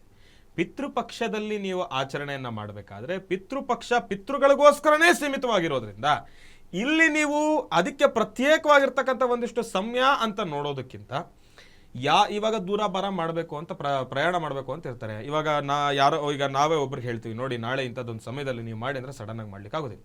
ಹಾಗಾಗಿ ಇಲ್ಲಿ ರಾಹುಕಾಲ ಇದೆಲ್ಲವನ್ನು ಕೂಡ ನಾವು ನೋಡಿಕೊಂಡು ಇಲ್ಲಿ ಪಿತೃದೇವತೆಗಳ ಕಾರ್ಯವನ್ನು ಗ್ರಹಣದ ಆ ಒಂದು ಸ್ಪರ್ಶಕಾಲ ಪ್ರಾರಂಭ ಆಗೋದಕ್ಕಿಂತ ಮುಂಚೆ ಮಾಡಿ ಮುಗಿಸ್ಕೊಳ್ಳೋದ್ರಿಂದ ಯಾವುದೇ ರೀತಿ ಸಮಸ್ಯೆಗಳಿಲ್ಲ. ಓಕೆ. ಈ ಪಿತೃಪಕ್ಷದಲ್ಲಿ ಪಿಂಡ ಪ್ರದಾನ ಮಾಡಿ ಎಳ್ಳು ನೀರು ತರ್ಪಣ ಮಾಡಿ ಪೂಜೆ ಮಾಡ್ತಾರೆ. ಅದೇ ರೀತಿ ಪೂಜೆ ಮಾಡಬೇಕಾ ಅಥವಾ ನಾರ್ಮಲಿ ಪೂಜೆ ಮಾಡ್ಬೋದಾ? ಪೂಜೆ ವಿಧಾನ ಹೇಳೋದು ನಾವು ಇಲ್ಲಿ ಆ ರೀತಿ ಪೂಜಾನುಷ್ಠಾನಗಳನ್ನ ಹೇಳೋದಾದ್ರೆ ಇಲ್ಲಿ ಒಬ್ಬೊಬ್ಬರ ಒಂದು ಪೂಜಾನುಷ್ಠಾನದ ವಿಧಿವಿಧಾನಗಳು ಬೇರೆ ಇರುತ್ತೆ. ಈಗ ಇಲ್ಲಿ ಏನಾಗತ್ತೆ, ಇಲ್ಲಿ ನೋಡಿ ನಾವು ಜಾತಿ ಅಂತ ನಾವು ತಗೊಳ್ಳೋದಿಲ್ಲ. ನನಗೆ ಇವತ್ತವರೆಗೂ ಜಾತಿ ಅಂದ್ರೆ ಏನು ಅಂತ ನನಗೆ ಗೊತ್ತಿಲ್ಲ. ನಾನೊಬ್ಬ ಮನುಷ್ಯ, ಬ್ರಾಹ್ಮಣನಾಗಿದ್ದೀನಿ. ಏನಕ್ಕೋಸ್ಕರ? ಕರ್ಮದಿಂದ ಅಷ್ಟೇ. ನಾನು ಮಾಡೋ ಕೆಲಸ ಪೂಜೆಯಿಂದ ಅಷ್ಟೇ ಬ್ರಾಹ್ಮಣ. ಜೀವನದಲ್ಲಿ ನೀವು ಪ್ರತಿ ಹಾಕೋ ಹೆಜ್ಜೆನಲ್ಲಿ ನಾನು ಬ್ರಾಹ್ಮಣ ಅಂತ ನಾನು ಮೆರಿತಾ ಹೋದ್ರೆ ನನಗೆ ಬ್ರಾಹ್ಮಣ, ನಾನು ಹಾಗೆ ಹೀಗೆ ನಾನು ಮಾಡೋ ಕೆಲಸದಲ್ಲಿ ನಾನು ನೋಡ್ಕೊಂಡು ಮಾಡ್ಬೇಕು, ಅದೆಲ್ಲ ಜೀವನನೇ ಮಾಡೋಕ್ಕಾಗಲ್ಲಮ್ಮ. ಭಗವಂತ ಹೇಳಿದನಾ ಅದೆಲ್ಲ ಮಾಡೋ ಅಂತ? ಇಲ್ಲ, ನಾವೆಲ್ಲರೂ ಕೂಡ ಮನುಷ್ಯರು. ಆದರೆ ಇಲ್ಲಿ ನಾನು ತಿಳಿಸ್ತೀನಿ ಏನಪ್ಪಾ ಅಂತಂದ್ರೆ, ವೆಜಿಟೇರಿಯನ್ಸು ನಾನ್ ವೆಜಿಟೇರಿಯನ್ಸ್ ಇದನ್ನ ನಾನು ಬೇಕಂದ್ರೆ ಒಂದು ಬದಲಾವಣೆಯನ್ನ ನೋಡಬಹುದು. ನಾನ್ ವೆಜಿಟೇರಿಯನ್ಸ್ ಅವರು ಮಾಡತಕ್ಕಂಥ ಒಂದಿಷ್ಟು ಪಿತೃಪಕ್ಷದ ಸಮಯದಲ್ಲಿ ಮಾಡತಕ್ಕಂಥ ಒಂದಿಷ್ಟು ವಿಧಿವಿಧಾನಗಳು ಬೇರೆ ಇರುತ್ತೆ. ಇಲ್ಲಿ ವೆಜಿಟೇರಿಯನ್ಸ್ ಮಾಡ್ತಕ್ಕಂಥ ವಿಧಿವಿಧಾನಗಳು ಬೇರೆ ಇರುತ್ತೆ. ಆದರೆ ಇಲ್ಲಿ ಒಂದು ವಿಚಾರ ಇದೆ. ಗಯಾ ಕ್ಷೇತ್ರ ನಾವು ನೋಡಿದ್ದೀವಿ, ಅಲ್ಲಿ ಪ್ರತಿಯೊಬ್ಬರು ಕೂಡ ಪಿಂಡ ಪ್ರದಾನ ಮಾಡ್ತಾರೆ. ಅಲ್ಲಿ ಜಾತಿ ಮತದ ಭೇದ ಭಾವನೆ ಇಲ್ಲ, ಎಲ್ಲರೂ ಕೂಡ ಏಕ ಕೂತ್ಕೊಳ್ತಾರೆ. ಇನ್ನ ನಾವು ಮಾಡೋದಾದ್ರೆ ನಮ್ಮಲ್ಲಿ ಬೇರೆ ಬೇರೆ ಸಮಸ್ಯೆಗಳು ಉಂಟಾಗೋಗುತ್ತೆ, ಯಾರನ್ನು ಕೂಡ ಜೊತೆಯಲ್ಲಿ ಸೇರಿಸ್ಕೊಳ್ಳುವಂಥದ್ದು ಇರೋದಿಲ್ಲ. ಆದರೆ ಅಲ್ಲಿ ಭಗವಂತನ ಕ್ಷೇತ್ರದಲ್ಲಿ ಎಲ್ಲರೂ ಕೂಡ ಲೈನಾಗೆ ಕೂತ್ಕೊಳ್ಬೇಕಾಗತ್ತೆ. ಹಾಗಾಗಿ ನಾನಿಲ್ಲಿ ಆಚರಣೆಗಳನ್ನು ನೀವು ಹೀಗೆ ಮಾಡಿ ಅಂತ ಹೇಳಲಿಕ್ಕೆ ಬರೋದಿಲ್ಲ. ನನ್ನ ಆಚರಣೆಗಳು ನಮ್ಮ ಪೂರ್ವರಿಂದ ಬಂದಿರತಕ್ಕಂಥ ಆಚರಣೆಗಳು ಬೇರೆ ಇರ್ತವೆ, ತಮ್ಮ ಆಚರಣೆಗಳು ತಮ್ಮ ಪೂರ್ವಿಕರಿಂದ ಬಂದಿರತಕ್ಕಂಥ ಆಚರಣೆಗಳು ಬೇರೆ ಇರುತ್ತೆ. ಹಾಗಾಗಿ ನೀವು ನಿಮ್ಮ ಹಿರಿಯರನ್ನ ಕೇಳಿ ಪಡ್ಕೊಂಡು ಅದರ ವಿಧಿವಿಧಾನಗಳು ಏನಿರುತ್ತೆ ಅನ್ನೋದನ್ನ ಸ್ಪಷ್ಟ ಮಾಹಿತಿ ತಗೊಂಡು ಪೂಜಾನುಷ್ಠಾನವನ್ನ ಮಾಡೋದ್ರಿಂದ ಯಾವುದೇ ರೀತಿ ಸಮಸ್ಯೆ ಇಲ್ಲ. ಓಕೆ ಗುರುಜಿ, ಈಗ ಮಹಾಲಯ ಅಮಾವಾಸ್ಯೆ ಆದ್ಮೇಲೂ ಕೂಡ ಈ ಪಿತೃ ಕಾರ್ಯವನ್ನ ಮಾಡಬಹುದಾ? ಪಿತೃಪಕ್ಷ ಮುಗಿಯೋ ತನಕ. ಈಗ ನಾಳೆ ನಿಮ್ಗೆ ಮಹಾಲಯ ಅಮಾವಾಸ್ಯೆ ಮುಗಿದ್ಮೇಲೆ ನಿಮ್ ಪಿತೃಪಕ್ಷ ಇನ್ನೆಲ್ಲಿ ಬರುತ್ತೆ? 21ನೇ ತಾರೀಕು 22ನೇ ತಾರೀಕು ಕ್ಲೋಸ್ ಪಿತೃಪಕ್ಷ. ಇನ್ನು ನವರಾತ್ರಿ ದಸರಾ ಸ್ಟಾರ್ಟ್ ಆಗುತ್ತೆ. ಇಲ್ಲಿ ನೋಡಿ, ಒಂದಷ್ಟು ಜನ ಪಿತೃಗಳಿಗೆ ಎಡೆ ಇರ್ತಕ್ಕಂತ ಒಂದು ಕಾರ್ಯಕ್ರಮವನ್ನ ನವರಾತ್ರಿ ದಸರಾದಲ್ಲಿ ಮಾಡ್ತಾರೆ. ಹೌದು, ದಸರಾದಲ್ಲಿ ಮಾಡ್ತಾರೆ. ಅದರಲ್ಲಿ ನಾನು ಒಂದು ವಿಚಾರ ತಿಳಿಸುವಂಥದ್ದೇನಪ್ಪಾ ಅಂತಂದ್ರೆ, ನೋಡಿ ಇದರಲ್ಲಿ ಏಕಾಏಕಿ ನಾನು ಹೇಳಿದೆ ಅಂತ ಅವರದನ್ನ ಬದಲಾಯಿಸ್ಕೊಳ್ಳಿ ಅಂತನೋ ಇಲ್ಲ ಅಂತಂದ್ರೆ ಇನ್ನೇನೋ ಉತ್ಪ್ರೇಕ್ಷಕಾರಿ ಮಾತುಗಳನ್ನ ನಾನು ಹೇಳ್ತಾ ಇಲ್ಲ. ನಾಡ ಹಬ್ಬ ದಸರಾ ಇದನ್ನ ದೇವರ ಒಂದು ಪೂಜಾನುಷ್ಠಾನಕ್ಕೆ ಅಂತ ನಾವು ಇಟ್ಟಿದ್ದೇವೆ. ಆ ತಾಯಿ ಚಾಮುಂಡೇಶ್ವರಿಯ ಒಂದು ವಿಶೇಷವಾಗಿರ್ತಕ್ಕಂಥ ಪೂಜಾನುಷ್ಠಾನವನ್ನು ನಾವು ದಸರಾ ಅಂತ ಹೇಳ್ತೀವಿ. ಅಂಥದ್ದೊಂದು ಪಾಸಿಟಿವ್ ಎನರ್ಜಿ ಆಗಿರ್ಬೋದು, ಆ ದೇವಿಯ ಆರಾಧನಾ ಮಧ್ಯದಲ್ಲಿ ಎಲ್ಲೋ ಒಂದು ಕಡೆ ಈ ಒಂದು ಕಾರ್ಯಕ್ರಮಗಳು ಅಷ್ಟಾಗಿ ಸೂಕ್ತಕರ ಅನ್ನಿಸ್ಲಿಲ್ಲ ಎಂಬತಕ್ಕಂಥದ್ದು ಒಂದು ನನ್ನ ಮನಸ್ಸಿನ ಭಾವನೆ. ಆದರೆ ಪಿತೃಗಳ ಒಂದು ಅನುಗ್ರಹ ಮೊದಲಿಂದ ಅದನ್ನ ಮಾಡ್ತಕ್ಕಂಥವ್ರು ನಡೆಸ್ಕೊಂಡು ಬಂದಿರತಕ್ಕಂಥ ಒಂದು ಆಚಾರ ವಿಚಾರ, ಅದನ್ನ ನಾವು ತಪ್ಪು ಅಂತಲೂ ಹೇಳಕ್ಕಾಗೋದಿಲ್ಲ. ಆದರೆ ದಸರಾ ಸಮಯದಲ್ಲಿ ನಾವು ಅದನ್ನು ದೇವರ ಪೂಜಾನುಷ್ಠಾನಕ್ಕೆ ಇಟ್ಟಿದ್ದೀವಿ ಅಂತಂದ್ಮೇಲೆ ನಾವು ಅದಕ್ಕೆ ಮಾತ್ರ ಸೀಮಿತ ಮಾಡ್ಬೋದು. ಆದರೆ ಇಲ್ಲಿ ನಾನೇನೋ ಇವಾಗ ಬಂದು ಕೂತ್ಕೊಂಡು ಒಂದೆರಡು ಮಾತಾಡ್ಬಿಟ್ಟೆ ಅಂತ ಹೇಳಿ ಅದನ್ನ ಬದಲಾಯಿಸ್ಕೊಂಡು ಮತ್ತಿಷ್ಟು ಸಮಸ್ಯೆಗಳಾಗುವಂಥದ್ದು ಬೇಡ. ಅವರವರ ಒಂದು ಪೂರ್ವ ಆಚರಣೆಗಳೇನಿದೆ ಅದನ್ನ ಸೂಕ್ತ ರೀತಿಯಲ್ಲಿ ನಡೆಸ್ಕೊಂಡು ಬರ್ತಕ್ಕಂಥದ್ದೇ ಉತ್ತಮ ಅಂತ ನಾನು ಹೇಳ್ತೀನಿ. ಅಂದ್ರೆ ಆ ಸಮಯದಲ್ಲಿ ಮಾಡೋದ್ರಿಂದ ಕೆಡುಕು ತೊಂದ್ರೆ ಅಂತ ಆ ರೀತಿ ಏನೂ ಆಗಲ್ವಾ ಅಂತ. ನೋಡಿ ಇಲ್ಲೇನಾಗತ್ತೆ, ಇಷ್ಟು ದಿವಸ ಆಚರಣೆ ಇಲ್ಲದೆ ಇರ್ತಕ್ಕಂಥವ್ರು ಯಾರೋ ಬಂದು ಹೇಳ್ತಾರೆ ಈ ಸಮಯದಲ್ಲಿ ನೀವು ಮಾಡಿ ನಿಮ್ಗೆ ಒಳ್ಳೇದಾಗತ್ತೆ ಅಂತ, ಅದು ತಪ್ಪು. ಮೊದಲಿಂದನೂ ಪೂರ್ವ ನಿಯೋಜಿತವಾಗಿ ಪೂರ್ವೀಕರಿಂದ ಬಂದಿರತಕ್ಕಂಥ ಆಚರಣೆಯನ್ನ ನಡೆಸ್ಕೊಂಡು ಹೋಗೋದ್ರಿಂದ ಸಮಸ್ಯೆ ಇಲ್ಲ. ಯಾರೋ ಏನೋ ಹೇಳಿದ್ರು ಅಂತ ಹೇಳಿ ನಾವು ಮಾಡ್ಬಿಡ್ತೀವಿ, ಒಂದು ಪಟ್ಟು ಎಕ್ಸ್ಟ್ರಾ ಒಂದು 10% ಎಕ್ಸ್ಟ್ರಾ ಅನುಗ್ರಹ ನಾವು ಪಡ್ಕೊಂಡ್ಬಿಡ್ತೀವಿ ಅಂತ ಹೇಳಿ ಏನೋ ಮಾಡಕ್ ಹೋದ್ರೆ ಅಂತ ಹುಚ್ಚು ಪ್ರಯಾಸಗಳು ಮಾಡಿದ್ರೆ ಖಂಡಿತ ಸಮಸ್ಯೆ ಕಟ್ಟಿಟ್ಟ ಬುತ್ತಿ. ಇದು ಪಿತೃಪಕ್ಷ ಆಚರಣೆ ಮಾಡಲ್ಲ ಅಂತವ್ರಿಗೆ ಅದ್ ಮಾಡಿಲ್ಲ ಅಂದ್ರೆ ಕೆಡುಕಾಗತ್ತೆ ಅಂತ ಹೇಳ್ತಾರೆ, ಅದು ಹೌದಾ? ಅಮ್ಮ, ಪಿತೃಪಕ್ಷ ತಾಯಿ ಚಾಮುಂಡೇಶ್ವರಿಯ ಅನುಗ್ರಹವನ್ನು ಪಡ್ಕೊಳ್ಳಿಕ್ಕೆ ದಸರಾ ಆಚರಣೆಯನ್ನು ಮಾಡ್ತೀವಿ. ಗಣಪತಿಯ ಅನುಗ್ರಹವನ್ನು ಪಡ್ಕೊಳ್ಳಿಕ್ಕೆ ಗಣೇಶನ ಹಬ್ಬ ಮಾಡ್ತೀವಿ. ಇಂಥ ಸಮಯಗಳಲ್ಲಿ ದೇವಾನುದೇವತೆಗಳಿಗೆ ಅವರವರದೇ ಸ್ವರ್ಣಗೌರಿ ಪೂಜಾನುಷ್ಠಾನ ಇದೆ, ವರಮಹಾಲಕ್ಷ್ಮಿ ಇದೆ, ದೀಪಾವಳಿ ಇದೆ, ಎಲ್ಲವೂ ಇದೆ. ಏನಕ್ಕೋಸ್ಕರ ಇದೆ? ಭಗವಂತನ ಒಂದು ಆಚರಣೆ. ಆ ಸಮಯದಲ್ಲಿ ಭಗವಂತನ ಆಚರಣೆಯನ್ನು ಮಾಡೋದ್ರಿಂದ, ಭಗವಂತನ ಪೂಜಾನುಷ್ಠಾನವನ್ನು ಮಾಡೋದ್ರಿಂದ ಮತ್ತಿಷ್ಟು ಫಲಾಫಲಗಳು ನಮಗೆ ಸಿಗುತ್ತೆ ಅಂತ ಹೇಳಿ. ಅದೇ ರೀತಿ ಪಿತೃಗಳು ಕೂಡ ನಮಗೆ ದೇವರೇ ಅಲ್ವಾ? ಪಿತೃದೇವತೆಗಳು ಅಂತ ನಾವು ಅವ್ರು ಏನೇನಕ್ಕಂತೀವಿ? ಅವರ ಒಂದು, ನಾನು ಪ್ರಾರಂಭದಲ್ಲಿ ಹೇಳಿದೆ, ಅವ್ರ ಅನುಗ್ರಹ ಇಲ್ಲ ಅಂತಂದ್ರೆ ನಮಗೆ ಜೀವನನೇ ಇಲ್ಲ. ತಂದೆ ತಾಯಿ ನಮಗೆ ಜೀವನ ಕೊಡ್ತಾರೆ, ಆ ಕ್ಷಣ ಒಂದು ದೇಹದಲ್ಲಿ ಒಂದು ಉಸಿರಿರಕ್ಕೆ ಅವ್ರ ಕಾರಣ, ನಮ್ಮ ಜನನಕ್ಕೆ ಅವ್ರಿಗೊಂದು ಕಾರಣ. ಆದರೆ ನಮಗಿರ್ತಕ್ಕಂಥ ಒಂದು ಪಾಸಿಟಿವ್ ಎನರ್ಜಿ, ನಮ್ಮ ಅದೃಷ್ಟ, ದುರಾದೃಷ್ಟ, ಲಾಭ, ನಷ್ಟ ಇದೆಲ್ಲವನ್ನೂ ಕೂಡ ದಯಪಾಲಿಸ್ತಕ್ಕಂಥವ್ರು ಪಿತೃಗಳು. ನಾವು ಅವರನ್ನ ಸ್ಮರಿಸಬೇಕು. ಅವರಿಗೋಸ್ಕರ ಅಂತಾನೆ ಈ ಒಂದು ಪಿತೃಪಕ್ಷವನ್ನ ಮಾಡಿದ್ದಾರೆ, ನಿಯೋಜಿಸ್ತಕ್ಕಂಥದ್ದಿದೆ. ಇದು ನಾವು ಮಾಡಿರೋಂಥದ್ದಲ್ಲ, ಭಗವಂತನ ಕಾಲದಿಂದನೂ ಕೂಡ ಬಂದಿರತಕ್ಕಂಥದ್ದು. ಭಗವಂತ ನಮ್ಗೆಲ್ರಿಗೂ ಕೂಡ ಕೊಟ್ಟಿರ್ತಕ್ಕಂಥ ಒಂದು ಸೌಭಾಗ್ಯ. ಏನಕ್ಕೆ? ನಿಮ್ಮನ್ನ ಸಾಕಿ ಸಲುಹಿ ಒತ್ತು ದೊಡ್ಡವರನ್ನ ಮಾಡಿರ್ತಕ್ಕಂಥ ಪಿತೃಗಳಿಗೂ ಕೂಡ ಒಂದು ನಮನಗಳನ್ನ ಸಲ್ಲಿಸ್ತಕ್ಕಂಥ ಸಮಯ. ಹುಟ್ಟುಹಬ್ಬ ನಾವೇನಕ್ಕೆ ಆಚರಣೆ ಮಾಡ್ಕೊಳ್ತೀವಮ್ಮ ಅಲ್ವಾ? ಹುಟ್ಟುಹಬ್ಬ ನಾವೇನಕ್ಕೆ ಆಚರಣೆ ಮಾಡ್ಕೊಳ್ತೀವಿ? ಅದಕ್ಕೋಸ್ಕರ ಪಿತೃಗಳಿಗೂ ಕೂಡ ಒಂದು ಸಮಯ ಅಂತಂದ್ರೆ ಅದು ಪಿತೃಪಕ್ಷ. ಎಲ್ರಿಗೂ ಹೇಳ್ತೀನಿ, ದಯವಿಟ್ಟು ಪಿತೃಪಕ್ಷ ಬಂತು ಅಂತಂದ್ರೆ ನಿಮ್ಮ ಪಿತೃಗಳನ್ನ ಜ್ಞಾಪಿಸ್ಕೊಳ್ಳಿ. ಅದು ಬಹಳ ವಿಶೇಷ. ಮಾಡದೇ ಇದ್ರೆ ಖಂಡಿತ ಸಮಸ್ಯೆಗಳನ್ನ ಅನುಭವಿಸ್ತೀವಿ. ಇದು ಕಟ್ಟಿಟ್ಟ ಬುದ್ಧಿ. ಇದನ್ನ ಯಾರು ಹೇಳ್ತಾರೋ ಬಿಡ್ತಾರೋ ಅದ್ರ ಬೇಡ ನನಗೆ. ನಾನು ಹೇಳ್ತೀನಿ, ನನಗೆ ನಮ್ಮ ತಂದೆಯವರು ತಿಳಿಸ್ಕೊಟ್ಟಿರ್ತಕ್ಕಂಥ ಒಂದಿಷ್ಟು ವಿಚಾರಗಳನ್ನ ಆಧರಿಸಿ ನಾನು ತಿಳಿಸ್ತಾ ಇದ್ದೇನೆ. ಪಿತೃಪಕ್ಷದ ಸಮಯದಲ್ಲಾದ್ರೂ ಯಾರು ನಿಮ್ಮ ಪಿತೃಗಳನ್ನ ಆಧರಿಸೋದಿಲ್ವೋ ತಾವು ಸಮಸ್ಯೆಗಳನ್ನ ಹೊತ್ಕೊಳ್ತೀರಿ. ಯಾರ ದೋಷವನ್ನಾದ್ರೂ ಯಾರ ಒಂದು ಶಾಪಗಳನ್ನಾದ್ರೂ ನಾವು ತಡ್ಕೊಳ್ಬೋದು. ಪಿತೃಗಳ ಶಾಪ, ಪಿತೃ ದೋಷ ಇದೆರಡರಿಂದ ನರಳು ಬಿಟ್ರೆ ಅಮ್ಮ ತುಂಬಾ ಸಮಸ್ಯೆಯನ್ನ ಅನುಭವಿಸ್ತೀವಿ. ಓಕೆ ಗುರುಜಿ, ಈಗ ಗ್ರಹಣ ರಾಶಿಗಳ ಮೇಲೆ ಪ್ರಭಾವ ಬೀಳುತ್ತೆ ಅಂತ ಹೇಳಿದ್ರಿ. 12 ರಾಶಿಗಳ ಮೇಲೂ ಕೂಡ ಪ್ರಭಾವ ಬೀರುತ್ತೆ ಅಂದ್ರೆ ಯಾವ ರಾಶಿಗೆ ಯಾವ ರೀತಿ ಪ್ರಭಾವ ಬೀಳ್ತಾ ಇದೆ ಅನ್ನೋದನ್ನ ತಿಳಿಸ್ಕೊಡೋದಾದ್ರೆ? ಖಂಡಿತ ಇಲ್ಲಿ 12 ರಾಶಿಗಳ ಮೇಲೂ ಪ್ರಭಾವ ಬೀರುತ್ತೆ ಅಂತ ನಾನು ಏನಕ್ಕೆ ಹೇಳಿದೆ ಅಂತಂದ್ರೆ, ರಾಶಿಗಳು 12 ರಾಶಿಗಳಲ್ಲಿ 3 ರಿಂದ 4 ರಾಶಿಗಳು ಗ್ರಹಣ ಕಾಲದಲ್ಲಿ ಆ ಸಮಯದಲ್ಲಿ ನಮಗೆ ಸಿಗ್ತಕ್ಕಂಥ ಒಂದಿಷ್ಟು ವಿಚಾರಗಳು. ಏನಪ್ಪಾ ಅಂತಂದ್ರೆ, ನಾನು ಹೇಳಿದೆ ಇವತ್ತಿನ ದಿವಸ ಸಿಂಹರಾಶಿ ಇದೆ, ಆಮೇಲೆ ಹಿಂದಿನ ದಿವಸ ಒಂದು ರಾಶಿ ಇದೆ, ಮುಂದಿನ ದಿವಸ ಒಂದು ರಾಶಿ ಇದೆ. ಸುಮಾರು ಜನ ಹೇಳ್ತಾರೆ ಗ್ರಹಣದ ದಿವಸ ಅಲ್ಲ, ಗ್ರಹಣದ ಹಿಂದಿನ ದಿವಸ ಮುಂದಿನ ದಿವಸ ಜೋಪಾನವಾಗಿರ್ಬೇಕು, ಓಡಾಡಬೇಕಾದ್ರೆ ಜೋಪಾನವಾಗಿರಿ ಅಂತ ಹೇಳಿ. ಹಂಗಂತಂದ್ಮೇಲೆ ಆ ರಾಶಿ ನಕ್ಷತ್ರಕ್ಕೆ ಸಂಬಂಧಪಟ್ಟಿರ್ತಕ್ಕಂಥವ್ರಿಗೂ ಕೂಡ ಸಮಸ್ಯೆಗಳು ಕಟ್ಟಿಟ್ಟ ಬುತ್ತಿ ಇದೆ. ಹಾಗಾಗಿ ಇಲ್ಲಿ ನಾನು ಹೇಳೋದೇನಪ್ಪ ಅಂತಂದ್ರೆ, ಏನಕ್ಕೋಸ್ಕರ ಎಲ್ಲಾ ರಾಶಿಗಳಿರ್ತಕ್ಕಂಥವ್ರಿಗೂ ಸಮಸ್ಯೆ ಇದೆ ಅಂತ ನಾನು ಏನಕ್ಕೆ ಹೇಳ್ತೀನಿ ಅಂತಂದ್ರೆ, ನೋಡಿ ಭಗವಂತನನ್ನ ತಾವು ಪೂಜಾನುಷ್ಠಾನ ಮಾಡೋದ್ರಿಂದ, ಒಂದಿಷ್ಟು ವಿಚಾರಗಳಲ್ಲಿ ಭಗವಂತನನ್ನ ಸ್ಮರಿಸೋದ್ರಿಂದ ಸಮಸ್ಯೆ ಅಂತೂ ಇಲ್ಲ. ಇರೋ ಸಮಸ್ಯೆಯಿಂದ ಆಚೆ ಬರ್ತೀರಿ. ಇವ್ರು 4 ಜನ ರಾಶಿಗಳವ್ರು ಮಾತ್ರ ಯಾಕೆ ಭಗವಂತನ ಪ್ರಾರ್ಥನೆ ಮಾಡಬೇಕು? ಉಳಿದವರೆಲ್ಲ ಪ್ರಾರ್ಥನೆ ಮಾಡಿದ್ರೆ ಬೇಡ ಅಂತಾರ? ಎಲ್ಲರೂ ಮಾಡಬೇಕು. ಹಾಗಾಗಿ ನಾನು ಹೇಳ್ತಾ ಇರ್ತಕ್ಕಂಥದ್ದೇನಪ್ಪ ಅಂತಂದ್ರೆ, ಈ 3 ರಿಂದ 4 ರಾಶಿಗಳವ್ರ ಮೇಲೆ ಸಮಸ್ಯೆ ಇದೆ, ಇಲ್ಲ ಅಂತಲ್ಲ. 12 ರಾಶಿಗಳಲ್ಲಿ ಇರ್ತಕ್ಕಂಥವ್ರು ತಾವು ನಮಗೆ ಸಮಸ್ಯೆ ಇಲ್ಲ ಅಂತ ಹೇಳಿ ನಿಂಪಾಡಿಗೆ ನೀವು ಓಡಾಡೋದಕ್ಕಿಂತ ನೀವು ಆ ಕ್ಷಣ ಭಗವಂತನನ್ನ ಸ್ಮರಿಸೋದ್ರಿಂದ ತಪ್ಪಿಲ್ಲ ಅನ್ನೋ ಒಂದು ಭಾವನೆಯಿಂದ ನಾನೇನು ಹೇಳ್ತೀನಿ, 12 ರಾಶಿಗಳಿರ್ತಕ್ಕಂಥವ್ರು ಈ ಗ್ರಹಣ ಕಾಲದಲ್ಲಿ ಜೋಪಾನವಾಗಿರಿ. ಸಮಸ್ಯೆ ಯಾವ ರೀತಿ ಯಾವ ಸಮಯದಲ್ಲಿ ಹೇಗೆ ಬರುತ್ತೆ ಅಂತ ನಾವು ಹೇಳೋದಕ್ಕಾಗೋದಿಲ್ಲ. ಗ್ರಹಣ ಕಾಲದಲ್ಲಿ ಇವತ್ತಿನ ದಿವಸ ಸಿಂಹರಾಶಿ, ಇವತ್ತಿನ ದಿವಸ ಸಿಂಹರಾಶಿ ಇದೆ. ಸಿಂಹರಾಶಿಯಲ್ಲಿರೋರು ಮಾತ್ರ ಸಮಸ್ಯೆ ಆಗುತ್ತಾ? ಇವಾಗ ಮಕರ ರಾಶಿ ಬಿಟ್ಬಿಡಿ, ಈಗ ನೀವು ಕುಂಭರಾಶಿ ಅಂತ ಅಂದ್ಕೊಳ್ಳಿ. ಕುಂಭರಾಶಿನವರೇನೋ ರೋಡಲ್ಲಿ ನಡ್ಕೊಂಡು ಹೋಗ್ತಾ ಇದ್ದ, ಪಾಪ ಅವನಿಗೆ ಗೊತ್ತಿಲ್ಲ, ಆಕಸ್ಮಿಕವಾಗಿ ಏನೋ ಸಮಸ್ಯೆ ಎದುರಾಗೋಗುತ್ತೆ. ಏನು ಮಾಡ್ತೀರಾ? ಭಗವಂತನ ಪ್ರಾರ್ಥನೆ ಮಾಡಿ. ಆ ಎದುರಾಗೋ ಸಮಸ್ಯೆಯಿಂದ ಕಿಂಚಿತ್ತು ನಾವು ಅನುಭವಿಸ್ತಕ್ಕಂಥ ನೋವನ್ನಾದರೂ ಕಡಿಮೆ ಮಾಡ್ಕೊಳ್ತೀವಲ್ಲ. ಸಮಸ್ಯೆ ಅಂತೂ ತಪ್ಪಿದ್ದಲ್ಲ, ನಾವು ಮಾಡಿರೋ ಪಾಪಕರ್ಮದ ಆ ಒಂದು ಪಾಪದ ಕೂಡ ತುಂಬಿ ಹರಿತಾ ಇರುತ್ತೆ. ಭಗವಂತ ಅದೆಲ್ಲವನ್ನು ಕೂಡ ತೀರಿಸಬೇಕು ಅಂಥೇಳಿ ಸಮಸ್ಯೆ ಅನ್ನೋ ಒಂದು ಪರೀಕ್ಷೆಯನ್ನು ನಮಗೆ ಎದುರಿಸ್ತಾನೆ. ಅದೆಲ್ಲವನ್ನೂ ಕೂಡ ನಾವು ಕಡಿಮೆ ಮಾಡ್ಕೊಳ್ಬೇಕು ಅಂತಂದರೆ ಭಗವಂತನಲ್ಲೇ ನಾವು ಮೊರೆ ಹೋಗಬೇಕು. ಅಷ್ಟನ್ನು ಮಾತ್ರ ನಾವು ಹೇಳ್ಬೋದು. ಇಲ್ಲಿ ಒಂದಷ್ಟು ಜನ ಹೇಳ್ತಾರೆ, ನಮಗೇನು ಸಮಸ್ಯೆ ಇಲ್ಲ ಬಿಡಿ, ನಾವು ನಿಮ್ಮದೇ ಓಡಾಡ್ಕೊಂಡಿರ್ಬೋದು, ನಾವು ಸಿಕ್ಕಿದ್ದು ತಿನ್ಬೋದು. ಅಲ್ಲ, ಗ್ರಹಣ ಇದೆ, ಅದೇ ಗ್ರಹಣದ ಮೋಡಗಳ ಕೆಳಗಡೆನೆ ನಾವು ಇದ್ದೀವಿ, ಅದೇ ಆಕಾಶದ ಕೆಳಗಡೆನೆ ನಾವು ಇದ್ದೀವಿ. ನಮ್ಮ ಪಕ್ಕದಲ್ಲಿರೋನಿಗೆ ಮಾತ್ರ ಅದು ಬೀಳುತ್ತೆ, ನನಗೆ ಬೀಳಲ್ಲ ಅನ್ನೋದು ತಪ್ಪು. ನಾವೆಲ್ಲರೂ ಅವ್ರ ಕೆಳಗಡೆ ಇದ್ದೀವಿ, ಭಗವಂತನ ಅಧೀನದಲ್ಲಿದ್ದೀವಿ, ಅದೇ ನಭೋಮಂಡಲದ ಕೆಳಗಡೆ ಇದ್ದೀವಿ ಅಂತಂದ್ಮೇಲೆ ನಾವೆಲ್ಲರೂ ಜೋಪಾನವಾಗಿರಬೇಕು. ಈಗ ಗುರುಜಿ, ಹಾಗಿದ್ರೆ ಗ್ರಹಣದ ಸಮಯದಲ್ಲಿ ರಾಶಿ ಶುಭ ಆಗೋ ರಾಶಿ ಅವರು ಇರುತ್ತೆ ಅಲ್ವಾ, ಆಗುತ್ತೆ ಅಲ್ವಾ? ಸೊ ಆ ರಾಶಿ ಯಾವ್ದಿದೆ ಅಂತ ನೋಡಿ. ನಾನು ಹೇಳಿದೆ ಎಲ್ಲಾ ರಾಶಿಗಳವರು ಮಾಡ್ಬೇಕು ಅಂತ ಹೇಳಿ. ನಾನು ಬರೀ ಇಲ್ಲಿ ನೆಗೆಟಿವ್ ಮಾತ್ರ ಮಾತಾಡಬಾರ್ದು, ಪಾಸಿಟಿವ್ ಕೂಡ ಹೇಳ್ತೀನಿ.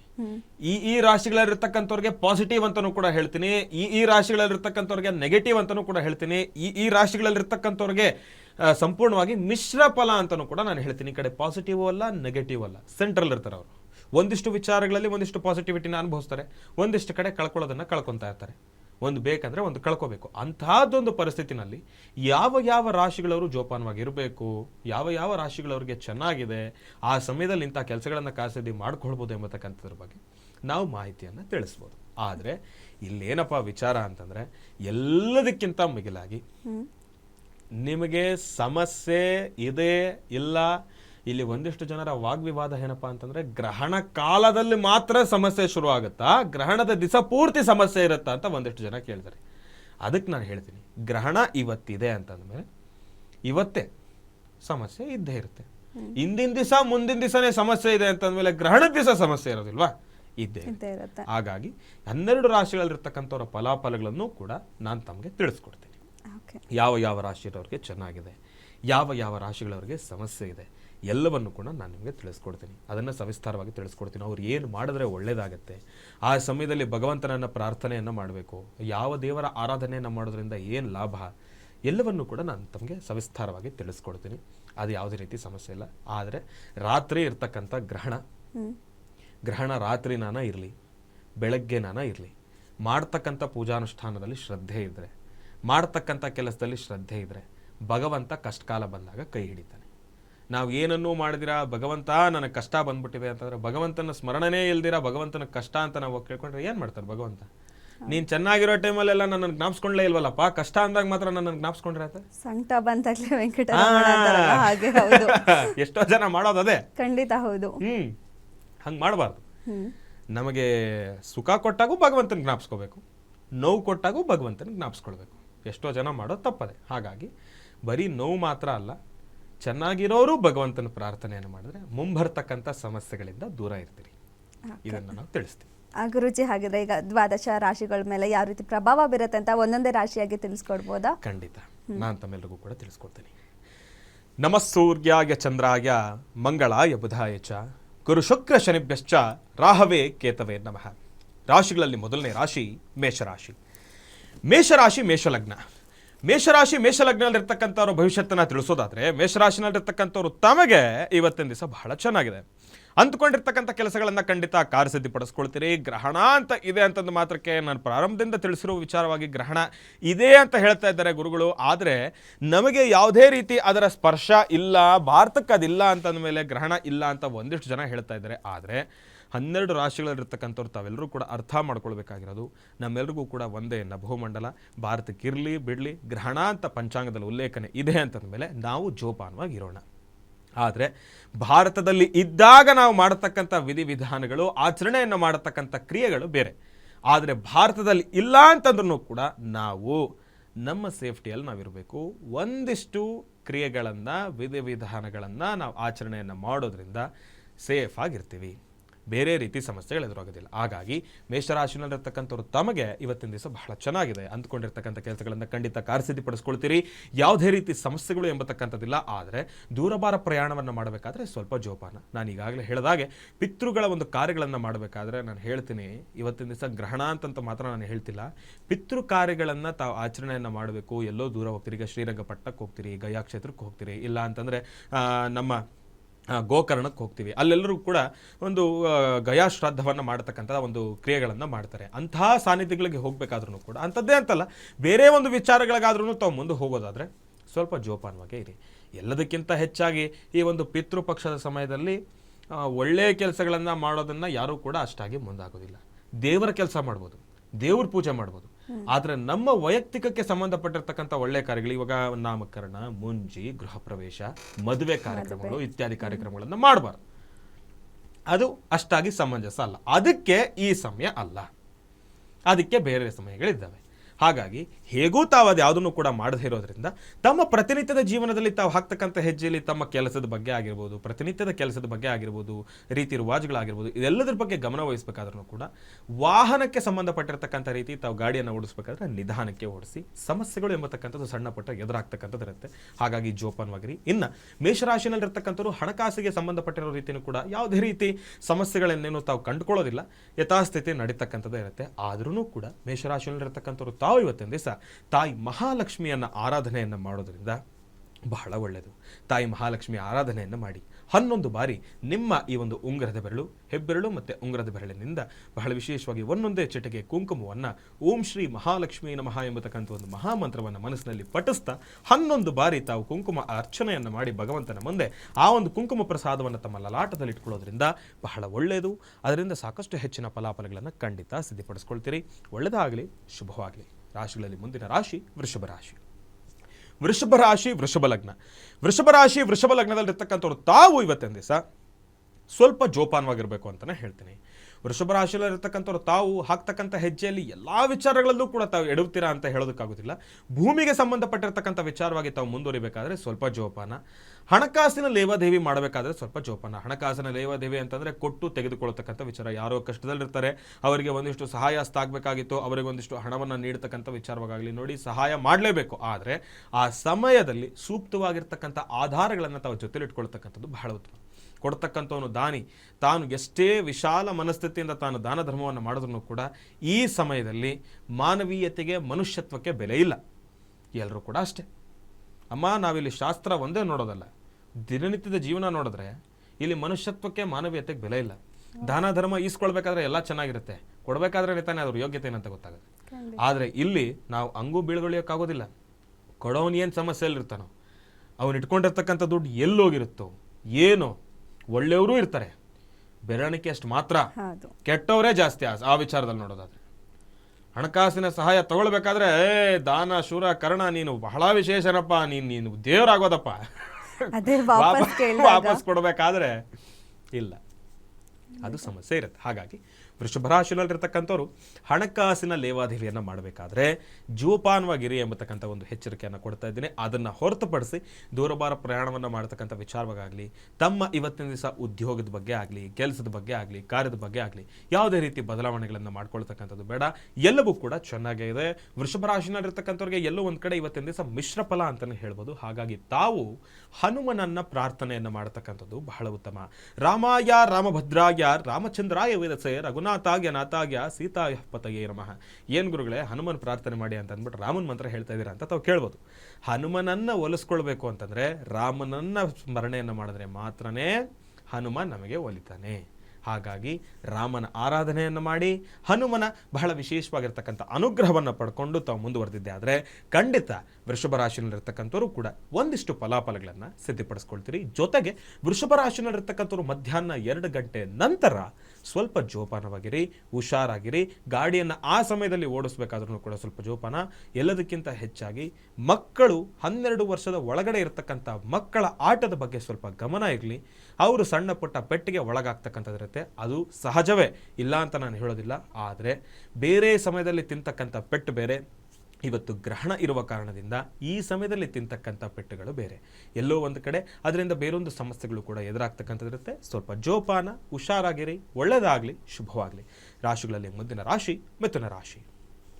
ಮಿಥುನ ರಾಶಿ, ಮಿಥುನ ಲಗ್ನ. ಮಿಥುನ ರಾಶಿ, ಮಿಥುನ ಲಗ್ನದಲ್ಲಿರ್ತಕ್ಕಂಥವ್ರು ತಾವು ಇವತ್ತಿನ ದಿವಸ ಸ್ವಲ್ಪ ಜೋಪಾನವಾಗಿರಬೇಕು. ಹಾಕ್ತಕ್ಕಂಥ ಹೆಜ್ಜೆಯಲ್ಲಿ ಎಡವತಕ್ಕಂಥದ್ದಿರುತ್ತೆ. ಸಾಕಷ್ಟು ಗೊಂದಲದಿಂದ ಸೃಷ್ಟಿಯಾಗಿರ್ತಕ್ಕಂಥ ವಾತಾವರಣ, ಏನೇ ಒಂದು ಕೆಲಸ ಮಾಡಬೇಕಾದ್ರೂ ಕೂಡ ಸಾಕಷ್ಟು ಅಡೆತಡೆಗಳು ಉಂಟಾಗ್ತಕ್ಕಂಥದ್ದಿರುತ್ತೆ. ಟೆನ್ಷನ್ ಜಾಸ್ತಿ ಆಗ್ತಕ್ಕಂಥದ್ದಿರುತ್ತೆ. ಸಮಸ್ಯೆಗಳು ಕಟ್ಟಿಟ್ಟ ಬುದ್ಧಿ ಎಂಬತಕ್ಕಂಥ ರೀತಿ ಇರುತ್ತೆ. ಸಣ್ಣ ಪುಟ್ಟ ವಿಚಾರಗಳಿದ್ರೂ ಕೂಡ ಎಲ್ಲೋ ಒಂದು ಕಡೆ ತಾವು ಅಲ್ಲಿ ಇರ್ತಕ್ಕಂಥ ಒಂದು ಪರಿಸ್ಥಿತಿ ಆಗಿರಲಿ, ನಿಮಗೆ ಎದುರಾಗಿರ್ತಕ್ಕಂಥ ಸಂಕಷ್ಟ ಆಗಿರಲಿ, ಬಹಳ ತೃಣಕಾಷ್ಟವಾಗಿರುತ್ತೆ. ಆದರೆ ಅದನ್ನ ಪ್ರಪಂಚನೇ ತಲೆ ಮೇಲೆ ಬಿದ್ದೋ ರೀತಿ ತಾವು ಟೆನ್ಷನ್ ಮಾಡಿಕೊಂಡು ಸುಮ್ಮನೆ ಗಡಿಬಿಡಿ ಮಾಡ್ಕೊಳ್ತಕ್ಕಂಥ ಪರಿಸ್ಥಿತಿಗಳು ಎದುರಾಗುತ್ತೆ. ಗೊಂದಲದ ವಾತಾವರಣ ಸೃಷ್ಟಿ ಆಗುತ್ತೆ. ನಂಬಿಕೆ ದ್ರೋಹ ಎಂಬತಕ್ಕಂಥದನ್ನು ತಾವು ಗಮನಿಸ್ತಕ್ಕಂಥದ್ದಿರುತ್ತೆ. ಸ್ವಲ್ಪ ಜೋಪಾನ ಜೋಪಾನ ಜೋಪಾನ. ಜೊತೆಗೆ ಇವತ್ತಿನ ದಿವಸ ಮಿಥುನ ರಾಶಿಯಲ್ಲಿರ್ತಕ್ಕಂಥವ್ರು ತಾವು ಆಡುವ ಮಾತಿನ ಮೇಲೆ ಸ್ವಲ್ಪ ನಿಗಾವನ್ನು ಇಟ್ಕೊಳ್ತಕ್ಕಂಥದ್ದು ಬಹಳ ಉತ್ತಮ. ಯಾಕಂತಂದರೆ ಮಾತು ಆಡಿದ್ರೆ ಹೋಯ್ತು, ಮುತ್ತು ಹೊಡೆದ್ರೆ ಹೋಯ್ತು. ಮುತ್ತು ಹೊಡೆದ್ರೆ ಹೋಯ್ತು, ಮಾತಾಡಿದ್ರೆ ಹೋಯ್ತು. ಆಡ್ತಕ್ಕಂಥ ಮಾತನ್ನು ನಾವು ಮರೆತು ಬಿಡ್ಬೋದು, ಆದರೆ ಅದನ್ನು ಕೇಳಿಸ್ಕೊಂಡಿರ್ತಕ್ಕಂಥವ್ರು ಮರೀಲಿಕ್ಕಾಗೋದಿಲ್ಲ. ಹಾಗಾಗಿ ಜೋಪಾನವಾಗಿರ್ತಕ್ಕಂಥದ್ದು ಬಹಳ ಉತ್ತಮ ಮಿಥುನ ರಾಶಿಯಲ್ಲಿರ್ತಕ್ಕಂಥವ್ರು. ರಾಶಿಗಳಲ್ಲಿ ಮುಂದಿನ ರಾಶಿ ಕರ್ಕಾಟಕ ರಾಶಿ. ಕರ್ಕಾಟಕ ರಾಶಿ, ಕರ್ಕಾಟಕ ಲಗ್ನ. ಕರ್ಕಾಟಕ ರಾಶಿ, ಕರ್ಕಾಟಕ ಲಗ್ನದಲ್ಲಿರ್ತಕ್ಕಂಥವ್ರಿಗೆ ಇವತ್ತಿನ ದಿವಸ ಭವಿಷ್ಯತ್ತು ಬಹಳ ಚೆನ್ನಾಗಿದೆ. ಅಂದ್ಕೊಂಡಿರ್ತಕ್ಕಂಥ ಕೆಲಸಗಳನ್ನು ಖಂಡಿತ ಕಾರ್ಯಸಿದ್ಧಿಪಡಿಸ್ಕೊಳ್ತೀರಿ. ಪಿತೃದೇವತೆಗಳನ್ನು ಸ್ಮರಿಸೋದ್ರಿಂದ ಮತ್ತಿಷ್ಟು ಲಾಭಗಳನ್ನು ತಾವು ಖಂಡಿತ ಸಿದ್ಧಿಪಡಿಸ್ಕೊಳ್ತೀರಿ. ಜೊತೆಗೆ ಎಲ್ಲದಕ್ಕಿಂತ ಹೆಚ್ಚಾಗಿ ಇವತ್ತಿನ ದಿವಸ ಒಂದು ಸಿಹಿ ಸುದ್ದಿಯನ್ನು ಕೂಡ ಕೇಳ್ತಕ್ಕಂಥದ್ದಿರುತ್ತೆ. ಇವತ್ತಿನ ದಿವಸ ಕರ್ಕಾಟಕ ರಾಶಿಯಲ್ಲಿರ್ತಕ್ಕಂಥವ್ರು ತಾವು ಭಗವಂತನನ್ನು ಪ್ರಾರ್ಥನೆಯನ್ನು ಮಾಡಿ, ನಿಮ್ಮ ಮನೆ ದೇವರ ಆರಾಧನೆಯನ್ನು ಮಾಡಿ. ಆದರೆ ಒಂದು ವಿಚಾರ ಅಂತೂ ನಾನು ಹೇಳ್ತೀನಿ, ಅತಿಯ ಆಸೆಯನ್ನು ಪಡ್ತಕ್ಕಂಥದ್ದು ಬೇಡ. ಎಲ್ಲೋ ಒಂದು ಕಡೆ ಸಮಸ್ಯೆಗಳು ಎದುರಾಗ್ತಕ್ಕಂಥದ್ದಿರುತ್ತೆ. ಇರ್ತಕ್ಕಂಥದ್ರಲ್ಲಿ ಭಗವಂತ ನೀನು ಕೊಟ್ಟಿದ್ದಷ್ಟರಲ್ಲಿ ನಾನು ಚೆನ್ನಾಗಿರ್ತೀನಿ, ತೃಪ್ತಿಯಾಗಿರ್ತೀನಿ ಎಂಬತಕ್ಕಂಥ ಒಂದು ಮನಸ್ಥಿತಿಯಿಂದ ತಾವು ಮುಂದುವರೆದಿದ್ದೆ ಆದರೆ ಭಗವಂತ ಮತ್ತಿಷ್ಟು ನಿಮಗೆ ದಯಪಾಲಿಸ್ತಕ್ಕಂಥದ್ದಿರುತ್ತೆ. ಕರ್ಕಾಟಕ ರಾಶಿಯಲ್ಲಿರ್ತಕ್ಕಂಥವ್ರು ತಾವು ಇವತ್ತಿನ ದಿವಸ ಉದ್ಯೋಗವನ್ನು ಮಾಡ್ತಕ್ಕಂಥವ್ರು ತಾವು ಸ್ವಲ್ಪ ತಾಳ್ಮೆಯಿಂದ ಇರಬೇಕು ಅಂತ ನಾನು ಕೇಳ್ಕೊಳ್ತೀನಿ. ಸ್ವಲ್ಪ ಎಲ್ಲ ವಿಚಾರದಲ್ಲೂ ಕೂಡ ಆತರವಾಗಿ ಮುಂದುವರಿತಕ್ಕಂಥ ಒಂದು ಪರಿಸ್ಥಿತಿ ಇರುತ್ತೆ. ಆತರ ಮಾಡ್ಕೊಳ್ಳಿಕ್ಕೆ ಹೋಗ್ಬೇಡಿ. ಸಮಾಧಾನವಾಗಿ ತಾಳ್ಮೆಯಿಂದ ಮುಂದುವರಿತಕ್ಕಂಥದ್ದು ಬಹಳ ಉತ್ತಮ. ತಾಳಿದವನು ಬಾಳಿಯನು ಎಂಬತಕ್ಕಂಥ ಒಂದು ಮಾತನ್ನು ಹೇಳ್ತಾರೆ ಹಿರಿಯರು. ಅದೆಲ್ಲವನ್ನು ಕೂಡ ಜ್ಞಾಪಿಸ್ಕೊಂಡು ತಾಳ್ಮೆಯಿಂದ ತಾವು ಹಾಕ್ತಕ್ಕಂಥ ಹೆಜ್ಜೆಯನ್ನು ಹಾಕಿದ್ದೆ ಆದರೆ ಸಾಕಷ್ಟು ಹೆಚ್ಚಿನ ಫಲಾಫಲಗಳನ್ನು ಖಂಡಿತ ಸಿದ್ಧಿಪಡಿಸ್ಕೊಳ್ತೀರಿ. ಅದರಲ್ಲೂ ಕರ್ಕಾಟಕ ರಾಶಿನಲ್ಲಿರ್ತಕ್ಕಂಥವ್ರಿಗೆ ಚೆನ್ನಾಗಿದೆ ಅಂತೇನೋ ಹೇಳ್ಬಿಟ್ರೆ ಗುರುಳಿ, ಗ್ರಹಣದ ಒಂದು 50% ಅಷ್ಟು ನಮಗೆ ಪ್ರಭಾವ ಇದೆ ಅಂತ ಹೇಳ್ತಾ ಇದ್ರಿ. ಗ್ರಹಣ ಕಾಲದಲ್ಲಿ ನಮಗೆ ಕರ್ಕಾಟಕ ರಾಶಿನಲ್ಲಿರ್ತಕ್ಕಂಥವ್ರಿಗೆ ಅದಕ್ಕೆ ಸಂಬಂಧಪಟ್ಟಿರ್ತಕ್ಕಂಥ ಏನಾದರೂ ಸಮಸ್ಯೆಗಳು ಎದುರಾಗಬಹುದಾ ಅಂತಂದರೆ ಅದು ಯಾವುದೇ ರೀತಿ ಸಮಸ್ಯೆಗಳು ಕೂಡ ಎದುರಾಗೋದಿಲ್ಲ. ಆದ್ರೂ ಕೂಡ ಕರ್ಕಾಟಕ ರಾಶಿನಲ್ಲಿರ್ತಕ್ಕಂಥವ್ರು ತಾವು ಗಣಪನನ್ನ ಪ್ರಾರ್ಥನೆಯನ್ನು ಮಾಡ್ತಕ್ಕಂಥದ್ದು ಬಹಳ ಉತ್ತಮ. ತಾವು ಏನೇ ಒಂದು ಕೆಲಸವನ್ನು ಮಾಡಬೇಕಾದ್ರೂ ಕೂಡ ಪ್ರಾರಂಭದ ಹಂತದಲ್ಲಿ ಗಣಪನ ಆರಾಧನೆಯಿಂದ ತಾವು ಮುಂದುವರೆದಿದ್ದೆ ಆದರೆ ಇರೋದರಲ್ಲಿ ಒಂದಿಷ್ಟು ಕೆಲಸಗಳನ್ನು ಖಂಡಿತ ಕಾರ್ಯಸಿದ್ಧಿಪಡಿಸ್ಕೊಳ್ತೀರಿ. ಎಲ್ಲದಕ್ಕಿಂತ ಹೆಚ್ಚಾಗಿ ಪಿತೃದೇವತೆಗಳನ್ನು ನಮಸ್ಕರಿಸಿ ಪಿತೃದೇವತೆಗಳನ್ನು ಸ್ಮರಿಸ್ತಕ್ಕಂಥದ್ದು ಬಹಳ ಉತ್ತಮ. ಪಿತೃದೇವತೆಗಳು ಅಂತಂದರೆ ಯಾರು ಅಂತಂದರೆ ನಿಮ್ಮ ಅಜ್ಜಿ ತಾತ ಅವರಾಗಿರ್ಬೋದು, ಇಲ್ಲ ಅಂತಂದರೆ ಕ್ಷಮೆಯನ್ನು ಯಾಚಿಸ್ತೀನಿ, ತಂದೆ ತಾಯಿಯನ್ನು ಕಳ್ಕೊಂಡಿರ್ತಕ್ಕಂಥವ್ರು ಆಗಿರ್ಬೋದು. ತಾವು ತಮ್ಮ ಪಿತೃಗಳನ್ನು ಆರಾಧನೆಯನ್ನು ಮಾಡತಕ್ಕಂಥವ್ರು ಬಹಳ ಉತ್ತಮ. ಜೊತೆಯಲ್ಲಿ ಪಿತೃದೇವತೆಗಳು ಅಂತಂದರೆ ಬರೀ ತಂದೆ ತಾಯಿ, ತಂದೆಯ ತಂದೆ, ತಂದೆಯ ತಾಯಿನೋ, ಇಲ್ಲ ಅಂತಂದರೆ ತಾಯಿಯ ತಂದೆ, ತಾಯಿಯ ತಾಯಿನೋ ಮಾತ್ರ ಅಲ್ಲ, ಅವರ ಒಂದು ತಂದೆ ತಾಯಿನೂ ಕೂಡ ಜ್ಞಾಪಿಸ್ಕೊಳ್ತಕ್ಕಂಥದ್ದು ಬಹಳ ಉತ್ತಮ. ತಾತ ಬರೀ ಅಲ್ಲ, ಮುತ್ತಾತರನ್ನು ಕೂಡ ಜ್ಞಾಪಿಸ್ಕೊಳ್ಬೇಕು. ಇವತ್ತಿನ ದಿವಸ ಎಷ್ಟೋ ಕಡೆ ಒಂದು ಘರ್ಷಣೆ ಉಂಟಾಗತ್ತೆ. ಏನು ಗೊತ್ತಮ್ಮ, ತಂದೆ ಕಡೆ ತಂದೆ ತಾಯಿ ಮಾತ್ರ ಸಂಬಂಧ, ಅಮ್ಮನ ಕಡೆ ತಂದೆ ತಾಯಿನ ಏನಿಲ್ಲ, ಹೌದು, ಅದು ಮಾಡ್ತಾರೆ. ಅದು ಇವತ್ತಿನ ದಿವಸ ಎಷ್ಟೋ ಕಡೆ ಇದೆ. ಅದೊಂದು ಮಹಾ ಅಪರಾಧ, ಅದೊಂದು ದೊಡ್ಡ ಅಪರಾಧ. ತಂದೆ ಕಡೆ ತಂದೆ ತಾಯಿ ಮಾತ್ರನ ನಮಗೆ ಇವತ್ತಿನ ದಿವಸ ಮಕ್ಕಳದನ್ನು ಫಾಲೋ ಮಾಡೋದಲ್ಲ, ತಂದೆ ತಾಯಿಯಿಂದನೇ ಅದೊಂದು ಭೇದ ಭಾವ ಶುರು ಆಗ್ಬಿಡುತ್ತೆ. ನಿಮ್ಮಮ್ಮ ಅವರ ಅಪ್ಪ ಅಮ್ಮನ ನೀನು ಅಷ್ಟು ಇದು ಮಾಡಬೇಡ, ನಿಂಗೆ ಅಜ್ಜಿ ತಾತ ಇವರು ಅವರಲ್ಲ, ನಮ್ಮ ವಂಶ ಇದು, ನಮ್ಮ ವಂಶ ಅದಲ್ಲ. ಅದೆಲ್ಲ ಯಾರಮ್ಮ ಹೇಳ್ಕೊಟ್ಟಿದ್ದು? ದೇವರನ್ನೇ ಬಹಳ ಮನ್ಸಿಗೆ ನೋವಾಗುತ್ತೆ. ಹಂಗಂತಂದ್ರೆ ತಾಯಿ ಕಡೆ ಅಜ್ಜಿ ತಾತ ಅವರು ಮೊಮ್ಮಕ್ಕಳು ಅನ್ನೋ ಭಾವನೆನೇ ಇರಲ್ವಾ? ಎಲ್ಲವೂ ಇರುತ್ತೆ. ನಾವು ಅದನ್ನ ಗಮನಿಸ್ಕೊಳ್ಬೇಕು. ಮೊದಲು ನಾವು ಅದನ್ನ ರೂಢಿಸ್ಕೊಳ್ಬೇಕು. ಮಕ್ಕಳಿಗೆ, ಪ್ರತಿಯೊಬ್ಬ ಯೂತ್ಸ್ಗೆ, ಪ್ರತಿಯೊಬ್ಬ ಯುವಕರಿಗೆ, ನನಗಿನ್ನ ವಯಸ್ಸಲ್ಲಿ ಕಿರಿಯರಿಗೆ, ನನಗಿನ್ನ ವಯಸ್ಸಲ್ಲಿ ಚೂರು ಹಿರಿಯರಿಗೆ ನಾನು ಎಲ್ಲರಲ್ಲೂ ಕೂಡ ಕೇಳ್ಕೊಳ್ತಕ್ಕಂಥದ್ದು ಇಷ್ಟೇ. ತಾಯಿ ಕಡೆಯ ತಂದೆ ತಾಯಿಯನ್ನು ಕೂಡ ಅಂತಂದ್ರೆ ತಾಯಿಯವರ ತಂದೆ ತಾಯಿಯನ್ನು ಕೂಡ ತಾವು ನಿಮ್ಮ ಅಜ್ಜಿ ತಾತಾರಂತಾನೆ ತಾವು ಪರಿಗಣಿಸಬೇಕು. ಅಪ್ಪನ ಕಡೆ ಮಾತ್ರ ಅಲ್ಲ. ಇವರಿಬ್ಬರಿಗೂ ಕೂಡ ಸರಿಸಮ ಪ್ರಮಾಣವಾದ ಒಂದು ಗೌರವವನ್ನ ತಾವು ಕೊಟ್ಟಿದ್ದಾಗ ಮಾತ್ರನೇ ಜೀವನದಲ್ಲಿ ಸದ್ಗತಿಯನ್ನು ಹೊಂದ್ಕೊಳ್ತೀವಿ. ಇಲ್ಲಿ ನಾವೇನಾದರೂ ಭೇದ ಭಾವ ಮಾಡಿದ್ರೆ ಹಾಕ್ತಕ್ಕಂಥ ಪ್ರತಿಯೊಂದು ಹೆಜ್ಜೆಯಲ್ಲೂ ಕೂಡ ಕುಂಠಿತವಾಗುತ್ತೆ. ಹಾಗಾಗಿ ಕರ್ಕಾಟಕ ರಾಶಿನಲ್ಲಿರ್ತಕ್ಕಂಥವ್ರು ತಮಗೆ ಇವತ್ತಿನ ದಿವಸ ಚೆನ್ನಾಗಿದೆ, ಪಿತೃದೇವತೆಗಳ ಆರಾಧನೆಯನ್ನು ಮಾಡಿ, ಒಳ್ಳೆಯದಾಗಲಿ, ಶುಭವಾಗಲಿ. ರಾಶಿಗಳಲ್ಲಿ ಮುಂದಿನ ರಾಶಿ ಸಿಂಹರಾಶಿ. ಸಿಂಹರಾಶಿ ಅಂತ ಬಂದಿದ ತಕ್ಷಣ ಎಲ್ಲರ ಕಿವಿ ಒಂದು ಕ್ಷಣ ನೆಟ್ಟಗಾಗುತ್ತೆ. ಯಾಕೆಂತಂದರೆ ಸಿಂಹರಾಶಿಗೆ ಈಗಾಗಲೇ ಬೇರೆ ರೀತಿ ಬಿಲ್ಡಪ್ ತೊಗೊಂಡ್ಬಿಟ್ಟಿದ್ದೀವಿ. ಏನಪ್ಪ, ಇವತ್ತು ಸಿಂಹರಾಶಿ ಗ್ರಹಣ ಸಂಭವಿಸಿದೆ. ಸಿಂಹರಾಶಿಯಲ್ಲಿರ್ತಕ್ಕಂಥವ್ರಿಗೆ ಟೆನ್ಷನ್ ಜಾಸ್ತಿ ಆಗಿದೆ. ಏನಾಗುತ್ತೋ ಏನೋ, ಮೊದಲೇ ಪರಿಸ್ಥಿತಿ ಹೀಗೆ, ಸಿಂಹರಾಶಿನಲ್ಲಿರ್ತಕ್ಕಂಥವ್ರಿಗೆ ಇವಾಗ ಹೇಗೋ ಏನೋ ಅಂತ ಸಾಕಷ್ಟು ಆಲೋಚನೆಗಳಿರುತ್ತೆ. ಮೊದಲನೇದಾಗ ಒಂದು ಧೈರ್ಯ ಕೊಡ್ತೀನಿ. ಸಮಸ್ಯೆ ಇದೆ ಅಂತಂದ ಮೇಲೆ ಪರಿಹಾರ ಖಂಡಿತ ಇದೆ. ಪರಿಹಾರವನ್ನು ಮಾಡ್ಕೊಳ್ಳೋದ್ರಿಂದ ಸಮಸ್ಯೆಯಿಂದ ನಾವು ಆಚೆ ಬರ್ತೀವಿ. ಸಿಂಹರಾಶಿನಲ್ಲಿರ್ತಕ್ಕಂಥವ್ರು ತಾವು ಭಯಭೀತರಾಗ್ತಕ್ಕಂಥದ್ದು ಬೇಡ, ತಲೆ ಕೆಡಿಸ್ಕೊಳ್ತಕ್ಕಂಥದ್ದು ಬೇಡ. ಸಮಸ್ಯೆ ಇದೆ, ನಾನಿಲ್ಲ ಅಂತ ಹೇಳ್ತಾ ಇಲ್ಲ, ಆದರೆ ಅದಕ್ಕೆ ಸೂಕ್ತ ಪರಿಹಾರನೂ ಇದೆ. ಯಾರೂ ಆಲೋಚನೆ ಮಾಡಬೇಡಿ. ಹಿಂಗೆ ಹೇಳಿದ್ವಿ ಅಂತ ತಲೆ ಬೀಸ್ಕೊಂಡು ನಡೀತಕ್ಕಂಥದ್ದು ಬೇಡ. ಹಾಕ್ತಕ್ಕಂಥ ಪ್ರತಿಯೊಂದು ಹೆಜ್ಜೆನಲ್ಲೂ ಕೂಡ ಧರ್ಮ ಮಾರ್ಗವಾಗಿ ಮುಂದುವರಿತಕ್ಕಂಥದ್ದು, ಹಿರಿಯರನ್ನು ಗೌರವಿಸ್ತಕ್ಕಂಥದ್ದು, ಪ್ರಾರ್ಥನೆಯನ್ನು ಮಾಡ್ತಕ್ಕಂಥದ್ದು ಬಹಳ ಉತ್ತಮ. ಸಿಂಹರಾಶಿನಲ್ಲಿರ್ತಕ್ಕಂಥವ್ರು ತಾವು ಆದಷ್ಟು ಇವತ್ತಿನ ದಿವಸ ಹಾಕ್ತಕ್ಕಂಥ ಹೆಜ್ಜೆಯಲ್ಲಿ ಒಂದು ಎಚ್ಚರ ಇರಲಿ, ಜೋಪಾನವಾಗಿ ಎಡುವತಕ್ಕಂಥದ್ದಿರುತ್ತೆ. ಸಮಸ್ಯೆಗಳು ಒಂದಿಷ್ಟು ಕಟ್ಟಿಟ್ಟ ಪುತ್ತಿ ಅಂತಲೇ ಹೇಳ್ಬೋದು. ಎಲ್ಲದಕ್ಕಿಂತ ಹೆಚ್ಚಾಗಿ ಎಲ್ಲೋ ಒಂದು ಕಡೆ ನಿಮ್ಮ ಘನತೆಗೆ, ಗೌರವಕ್ಕೆ, ನಿಮ್ಮ ಹೆಸರಿಗೆ ಒಂದಿಷ್ಟು ಸಮಸ್ಯೆಗಳು ಉಂಟಾಗ್ತಕ್ಕಂಥದ್ದಿರುತ್ತೆ. ಎಲ್ಲೋ ಒಂದು ಕಡೆ ಮಕಭಂಗ ಆಗ್ತಕ್ಕಂಥದ್ದಿರುತ್ತೆ, ಅವಮಾನಗಳನ್ನು ಅನುಭವಿಸ್ತಕ್ಕಂಥದ್ದಿರುತ್ತೆ. ಮಾಡದೇ ಇರ್ತಕ್ಕಂಥ ತಪ್ಪುಗಳಿಗೆ ತಾವು ತಲೆ ಕೊಡಬೇಕಾಗ್ತಕ್ಕಂಥದ್ದಿರುತ್ತೆ. ತಾವು ದೇಹದ ಮೇಲ್ಭಾಗದಲ್ಲಿ ತಮಗೆ ಸಮಸ್ಯೆ ಎದುರಾಗುತ್ತೋ ಏನೋ ಗೊತ್ತಿಲ್ಲ, ಆದರೆ ಆಂತರಿಕವಾಗಿ ಒಂದಿಷ್ಟು ಆರೋಗ್ಯ ಸಮಸ್ಯೆಗಳಿಂದನೂ ಕೂಡ ನರಳತಕ್ಕಂಥವ್ರು ಇರ್ತೀರಿ. ಅದರ ತತ್ಸಮಾನವಾಗಿ ನಾವು ನೋಡೋದಾದರೆ ಪ್ರಸ್ತುತ ಬೆಂಗಳೂರಲ್ಲಿ ಹವಾಮಾನವೂ ಕೂಡ ಹಾಗೆ ಇದೆ. ಏನು ಮಳೆ ಅಂತೂ ಇಲ್ಲಿ ಬೆಂಗಳೂರು ಇದು ಚಿಕ್ಕಮಂಗ್ಳೂರು ಏನೋ ಗೊತ್ತಾಗ್ತಾ ಇಲ್ಲ, ಅಷ್ಟು ಚೆನ್ನಾಗಿದೆ ವಾತಾವರಣ. ಈ ಸಮಯದಲ್ಲಿ ಆರೋಗ್ಯದಲ್ಲಿ ಬದಲಾವಣೆ ಆಗ್ತಕ್ಕಂಥದ್ದು ಸಹಜನೇ. ಇವಾಗ ಒಂದು ದಿವಸ ಹೀಗೆ ಒಂದು ಕಾರ್ಯಕ್ರಮವನ್ನು ನೋಡಬೇಕಾದ್ರೆ ಓರ್ವ ವ್ಯಕ್ತಿ ಒಬ್ಬರು ಗುರುಗಳು ಒಂದು ಪ್ರಶ್ನೆ ಮಾಡ್ತಾರೆ, ಗುರುಗಳು ನೋಡಪ್ಪ ಆರೋಗ್ಯ ಸಮಸ್ಯೆ ಆಗತ್ತೆ ಅಂತಾರೆ. ಹೌದು, ಆಚೆ ಕಡೆ ವಾತಾವರಣ ಹಂಗಿದೆ. ಆ ರೀತಿ ಆಗ್ತಕ್ಕಂಥ ಆರೋಗ್ಯದ ಬದಲಾವಣೆಗಳು ಬೇರೆ.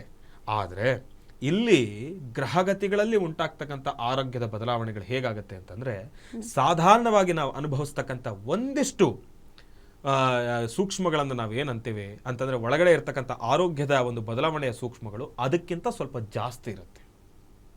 ಇವಾಗ ಜ್ವರ ಬರುತ್ತೆ, ಒಂದಿಷ್ಟು ಜನಕ್ಕೆ ಮಾತ್ರೆನಲ್ಲಿ ನಿಂತೋಗುತ್ತೆ, ಒಂದಿಷ್ಟು ಜನಕ್ಕೆ ಇಂಜೆಕ್ಷನ್ ತೊಗೊಂಡದ್ಮೇಲೆ ನಿಂತೋಗುತ್ತೆ, ಒಂದಿಷ್ಟು ಜನಕ್ಕೆ 2 ಅಲ್ಲ 3 ಇಂಜೆಕ್ಷನ್ ತೊಗೊಂಡ್ರು ಹೋಗೋದಿಲ್ಲ, ಸ್ವಲ್ಪ ಲೇಟ್ ಆಗುತ್ತೆ. ಆ ರೀತಿ ಬೇರೊಂದು ರೀತಿ ಸಮಸ್ಯೆಗಳನ್ನು ಉಂಟು ಮಾಡ್ಕೊಳ್ತಕ್ಕಂಥದ್ದಿರುತ್ತೆ. ಆರೋಗ್ಯದಲ್ಲಿ ಒಂದಿಷ್ಟು ಬಹಳ ದೊಡ್ಡ ಮಟ್ಟದ ಬದಲಾವಣೆಗಳನ್ನು ಗಮನಿಸ್ತಕ್ಕಂಥವ್ರು ಇರ್ತಾರೆ. ಸಿಂಹರಾಶಿನಲ್ಲಿರ್ತಕ್ಕಂಥವ್ರು ಜೋಪಾನ. ಜೊತೆಗೆ ಸ್ವಲ್ಪ ಸ್ಟ್ರೆಸ್ ಜಾಸ್ತಿ ಇರುತ್ತೆ, ಟೆನ್ಷನ್ ಜಾಸ್ತಿ ಇರುತ್ತೆ. ಅದೆಲ್ಲವನ್ನು ಕೂಡ ತಲೆಯಲ್ಲಿ ಇಟ್ಕೊಳ್ತಕ್ಕಂಥದ್ದು ಬೇಡ. ಸ್ವಲ್ಪ ಜೋಪಾನವಾಗಿರ್ತಕ್ಕಂಥದ್ದು ಬಹಳ ಉತ್ತಮ. ಈ ಸಮಯದಲ್ಲಿ ಅತಿಯಾಗಿ ಸ್ಟ್ರೆಸ್ಸನ್ನು ತೆಗೆದುಕೊಳ್ತಕ್ಕಂಥದ್ದು ಬೇಡ. ಸಿಂಹರಾಶಿನಲ್ಲಿರ್ತಕ್ಕಂಥವ್ರು ತಮಗೆ ವಿಶೇಷವಾಗಿರ್ತಕ್ಕಂಥ ಒಂದು ಪರಿಹಾರ ಮಾರ್ಗ ಅಂತಂದರೆ, ಈಗಾಗಲೇ ನಾನು ಪ್ರಾರಂಭದ ಹಂತದಲ್ಲಿ ಹೇಳ್ತಿದ್ದೆ, ಸಿಂಹರಾಶಿನಲ್ಲಿರ್ತಕ್ಕಂಥವ್ರು ಮಾತ್ರ ಅಂತಲ್ಲ, 12 ರಾಶಿಗಳಲ್ಲಿರ್ತಕ್ಕಂಥವ್ರು ಪ್ರತಿಯೊಬ್ಬರೂ ಕೂಡ ಈ ಒಂದು ಪೂಜಾನುಷ್ಠಾನವನ್ನು ಸಲ್ಲಿಸ್ತಕ್ಕಂಥದ್ದು ಬಹಳ ಉತ್ತಮ. ಇವತ್ತಿನ ದಿವಸ ತಾವು ಸೂರ್ಯ ಪರಮಾತ್ಮನನ್ನು ಪ್ರಾರ್ಥನೆಯನ್ನು ಮಾಡ್ತಕ್ಕಂಥದ್ದು, ಒಂದು ಕೆಂಪು ವಸ್ತ್ರದಲ್ಲಿ 3 ಹಿಡಿ ಗೋಧಿಯನ್ನು ತಾವು ಆ ಒಂದು ಕೆಂಪು ವಸ್ತ್ರದಲ್ಲಿ ಹಾಕಿ ನಿಮ್ಮ ಮನೆ ದೇವರನ್ನು ಪ್ರಾರ್ಥನೆಯನ್ನು ಮಾಡಿ, ಸೂರ್ಯ ಪರಮಾತ್ಮನನ್ನು ಪ್ರಾರ್ಥನೆಯನ್ನು ಮಾಡಿ, ತಾವು ನವಗ್ರಹಗಳನ್ನೂ ಕೂಡ ಪ್ರಾರ್ಥನೆಯನ್ನು ಮಾಡಿ ತಾವು ಭಗವಂತನಿಗೆ ಸಮರ್ಪಣೆಯನ್ನು ಮಾಡ್ತಕ್ಕಂಥದ್ದು ಬಹಳ ಉತ್ತಮ. ಎಲ್ಲಿ ಸಮರ್ಪಣೆಯನ್ನು ಮಾಡಬೇಕು?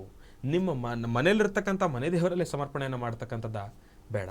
ವಿಷ್ಣು ಪರಮಾತ್ಮನ ಸನ್ನಿಧಾನಕ್ಕೆ ಹೋಗಿ, ಯಾವುದಾದ್ರೂ ಕೂಡ ಪರವಾಗಿಲ್ಲ, ವಿಷ್ಣು ಪರಮಾತ್ಮನ ಸನ್ನಿಧಾನಕ್ಕೆ ಹೋಗಿ ಅಲ್ಲಿ ಭಗವಂತನ ಸನ್ನಿಧಾನದಲ್ಲಿ ಆ ಒಂದು ಧಾನ್ಯದ ಒಂದು ಸಣ್ಣ ಗಂಟೆ ಎಂಬತಕ್ಕಂಥದ್ದೇನಿದೆ ಅದನ್ನು ಸಮರ್ಪಣೆಯನ್ನು ಮಾಡಿ ಭಗವಂತನ ಪೂಜಾನುಷ್ಠಾನವನ್ನು ಸಲ್ಲಿಸ್ತಕ್ಕಂಥದ್ದು ಬಹಳ ಉತ್ತಮ. ಇದನ್ನು ಮಾಡೋದ್ರಿಂದ ಸಿಂಹರಾಶಿನಲ್ಲಿರ್ತಕ್ಕಂಥವ್ರು ತಮಗೆ ಇರೋದರಲ್ಲಿ ಒಂದಿಷ್ಟು ಆರೋಗ್ಯ ಸಮಸ್ಯೆಗಳಿಂದ ದೂರ ಆಗ್ತಕ್ಕಂಥದ್ದಿರುತ್ತೆ.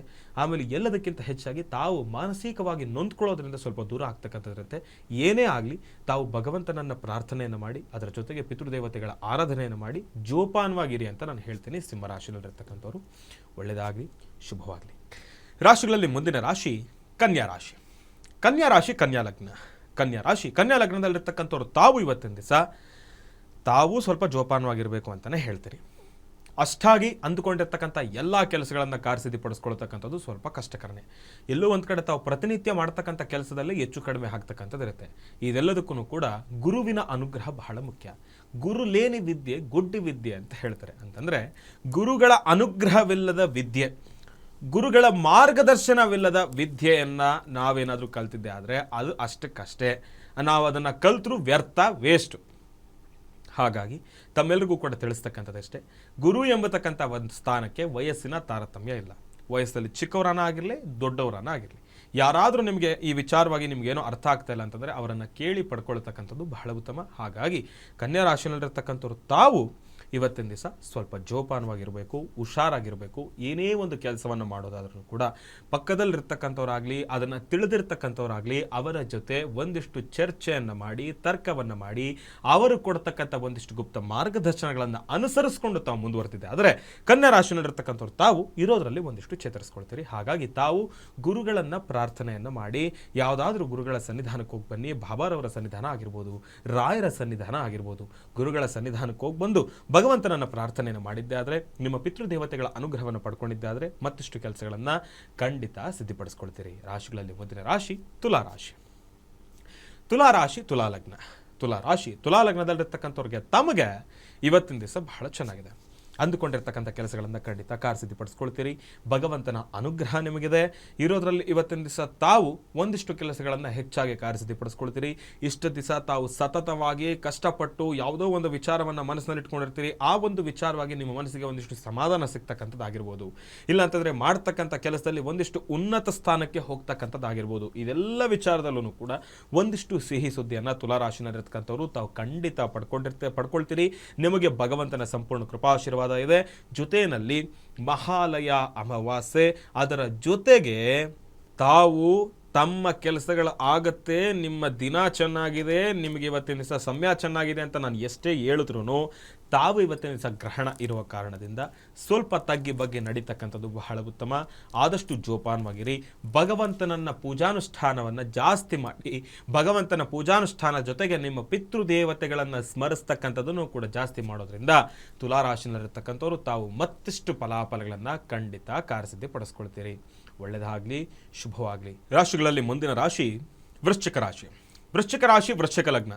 ವೃಶ್ಚಿಕ ರಾಶಿ ವೃಶ್ಚಿಕ ಲಗ್ನದಲ್ಲಿರ್ತಕ್ಕಂಥವ್ರು ತಾವು ಇವತ್ತಿನ ದಿವಸ ಅಂದುಕೊಂಡಿರ್ತಕ್ಕಂಥ ಕೆಲಸವನ್ನು ಕಾರ್ಯಸಿದ್ಧಪಡಿಸ್ಕೊಳ್ತೀರಿ. ಭಗವಂತನ ಅನುಗ್ರಹ ನಿಮಗಿದೆ. ಹಾಕ್ತಕ್ಕಂಥ ಪ್ರತಿಯೊಂದು ಹೆಜ್ಜೆಯಲ್ಲೂ ಕೂಡ ಯಶಸ್ಸನ್ನು ಸಿದ್ಧಪಡಿಸ್ಕೊಳ್ತೀರಿ. ಆದರೆ ವೃಶ್ಚಿಕ ರಾಶಿಯಲ್ಲಿರ್ತಕ್ಕಂಥವ್ರಿಗೆ ಇವತ್ತಿನ ದಿವಸ ಮಧ್ಯಾಹ್ನ 4:45 ನಂತರ ಎಲ್ಲೋ ಒಂದು ಕಡೆ ಸಮಸ್ಯೆಗಳು ಎದುರಾಗ್ತಕ್ಕಂಥದ್ದಿರುತ್ತೆ. ನಾವು ನೋಡೋದಾದರೆ ಗ್ರಹಣದ ಒಂದಿಷ್ಟು ವಿಚಾರವಾಗಿ ತಾವು ಗಮನಕ್ಕೆ ತೆಗೆದುಕೊಳ್ಳೋದಾದರೆ ಒಂದಿಷ್ಟು ಪ್ರಭಾವ ಎಲ್ಲೋ ಒಂದು ಕಡೆ ನಿಮ್ಮ ಮೇಲೆ ಬೀರ್ತಕ್ಕಂಥದ್ದಿರುತ್ತೆ. ಸ್ವಲ್ಪ ಜೋಪಾನ. 4:45 ನಂತರ ತಾವು ಮಾಡ್ತಕ್ಕಂಥ ಕೆಲಸದ ಬಗ್ಗೆ ಒಂದಿಷ್ಟು ಗಮನ ಇರಲಿ. ಆ ಸಮಯದಲ್ಲಿ ತಾವೆಲ್ಲರೂ ದೂರಬಾರ ಪ್ರಯಾಣಕ್ಕೆ ಪ್ರಾರಂಭ ಮಾಡ್ತಕ್ಕಂಥದ್ದಾಗಲಿ, ಎಲ್ಲಾದರೂ ಆಚೆ ಹೋಗಬೇಕು ಅಂದ್ಕೊಳ್ಳೋದಾಗಲಿ, ಇಲ್ಲ ಅಂತಂದರೆ ಯಾವುದಾದ್ರೂ ಹೊಸದಾಗಿರ್ತಕ್ಕಂಥ ಒಂದು ಕಾರ್ಯಕ್ರಮಗಳ ಬಗ್ಗೆ ಚಿಂತೆ ಮಾಡ್ತಕ್ಕಂಥದ್ದಾಗಲಿ, ಇಲ್ಲ ನನ್ನ ಜೀವನದಲ್ಲಿ ಇಂಥದ್ದೊಂದು ಕೆಲಸ ಮಾಡಬೇಕು ಅಂದ್ಕೊಂಡಿದ್ದೀನಿ ಅನ್ನೋದರ ಪ್ರಾರಂಭದ ಮಾತುಗಳಾಗಿರಲಿ, ಇದೆಲ್ಲವನ್ನೂ ಕೂಡ ಆಡಬೇಡಿ. ಸ್ವಲ್ಪ ಜೋಪಾನ. ಎಲ್ಲೋ ಒಂದು ಕಡೆ ನೋಡಿ, ಪ್ರಾರಂಭದಲ್ಲೇ ಅದು ಕುಂಠಿತವಾಗ್ತಕ್ಕಂಥದ್ದು ಬೇಡ. ಯಾಕೆಂತಂದರೆ ಪ್ರಾರಂಭ ಅಂತಂದರೆ ತಾವು ಮಾಡೋ ಕೆಲಸ ಪ್ರಾರಂಭ ಅಂತಲ್ಲ, ಅದರ ಬಗ್ಗೆ ಚಿಂತನೆಯನ್ನು ಮಾಡ್ತೀವಲ್ವ, ಆಗಲಿಂದನೇ ಅದರ ಪ್ರಾರಂಭದ ಘಟ್ಟ ಪ್ರಾರಂಭ. ಹಾಗಾಗಿ ಇದು ಸ್ಟಾರ್ಟಿಂಗಲ್ಲೇ ಎಲ್ಲೋ ಒಂದು ಕಡೆ ಕೈತಪ್ಪಿ ಹೋಗ್ತಕ್ಕಂಥದ್ದು ಬೇಡ. ಹಾಗಾಗಿ ಆ ಸಮಯದ ನಂತರ ಆದಷ್ಟು ತಾವು ಇರ್ತಕ್ಕಂಥ ವಾಸ್ತವದ ಬಗ್ಗೆ ಚಿಂತನೆ ಮಾಡ್ತಕ್ಕಂಥದ್ದು ಬಹಳ ಉತ್ತಮ. ಆದಷ್ಟು ನಿಮ್ಮ ಒಂದು ಕುಟುಂಬಸ್ಥರ ಜೊತೆ ಹೆಚ್ಚಿನಾಗಿ ಸಮಯವನ್ನು ಕಳೀತಕ್ಕಂಥದ್ದು ಬಹಳ ಉತ್ತಮ. ಒಬ್ಬೊಬ್ಬರೇ ಎಲ್ಲೆಲ್ಲೂ ಹೋಗಬೇಡಿ. ಆ ಸಮಯದಲ್ಲಿ ಒಂದಿಷ್ಟು ಬೇರೆ ಸಮಸ್ಯೆಗಳು ಎದುರಾಗ್ತಕ್ಕಂಥದ್ದಿರುತ್ತೆ. ಜೊತೆಯಲ್ಲಿ ಆದಷ್ಟು ಅಟ್ಲೀಸ್ಟ್ ಫ್ರೆಂಡ್ಸ್ ಆದರೂ ಜೊತೆಯಲ್ಲಿದ್ದರೂ ಸಂತೋಷ, ಒಳ್ಳೆಯದಾಗತ್ತೆ. ತಾವು ಒಬ್ಬೊಬ್ಬರೇ ಎಲ್ಲೂ ಏನೋ ಆಚೆ ಹೋಗ್ತಕ್ಕಂಥದ್ದು ಬೇಡ, ದೂರಬಾರ ಪ್ರಯಾಣವನ್ನು ಮಾಡ್ತಕ್ಕಂಥದ್ದು ಬೇಡ. 4:45 ಮೇಲೆ ತಾವು ಹಣಕಾಸಿನ ವಿಚಾರದಲ್ಲಿ ಲೇವಾದೇವಿ ಮಾಡ್ತಕ್ಕಂಥದ್ದು ಬೇಡ, ಕೊಟ್ಟು ತೆಗೆದುಕೊಳ್ತಕ್ಕಂಥದ್ದು ಬೇಡ, ಮಾತನ್ನು ಕೊಡ್ತಕ್ಕಂಥದ್ದು ಬೇಡ ಯಾರಿಗೂ. ನಾನಿದು ಮಾಡಿಕೊಡ್ತೀನಿ ಹಾಗೆ ಹೀಗೆ ಅಂತ ಹೇಳಿ ಏನೇ ವಿಚಾರ ಇದ್ರೂ ಕೂಡ ಇವತ್ತು ಒಂದು ದಿವಸ ಅದಕ್ಕೆ ಒಂದು ತಡೆ ಹಾಕಿ ನಾಳೆಗೆ ಅದನ್ನು ಮುಂದೂಡ್ತಕ್ಕಂಥದ್ದು ಬಹಳ ಉತ್ತಮ. ಒಳ್ಳೆಯದಾಗಲಿ, ಶುಭವಾಗಲಿ. ವೃಶ್ಚಿಕ ರಾಶಿಯಲ್ಲಿರ್ತಕ್ಕಂಥವ್ರು ತಾವು ಇವತ್ತಿನ ದಿವಸ ಚಂದ್ರಶೇಖರನ ಆರಾಧನೆಯನ್ನು ಮಾಡ್ತಕ್ಕಂಥದ್ದು ಬಹಳ ಉತ್ತಮ.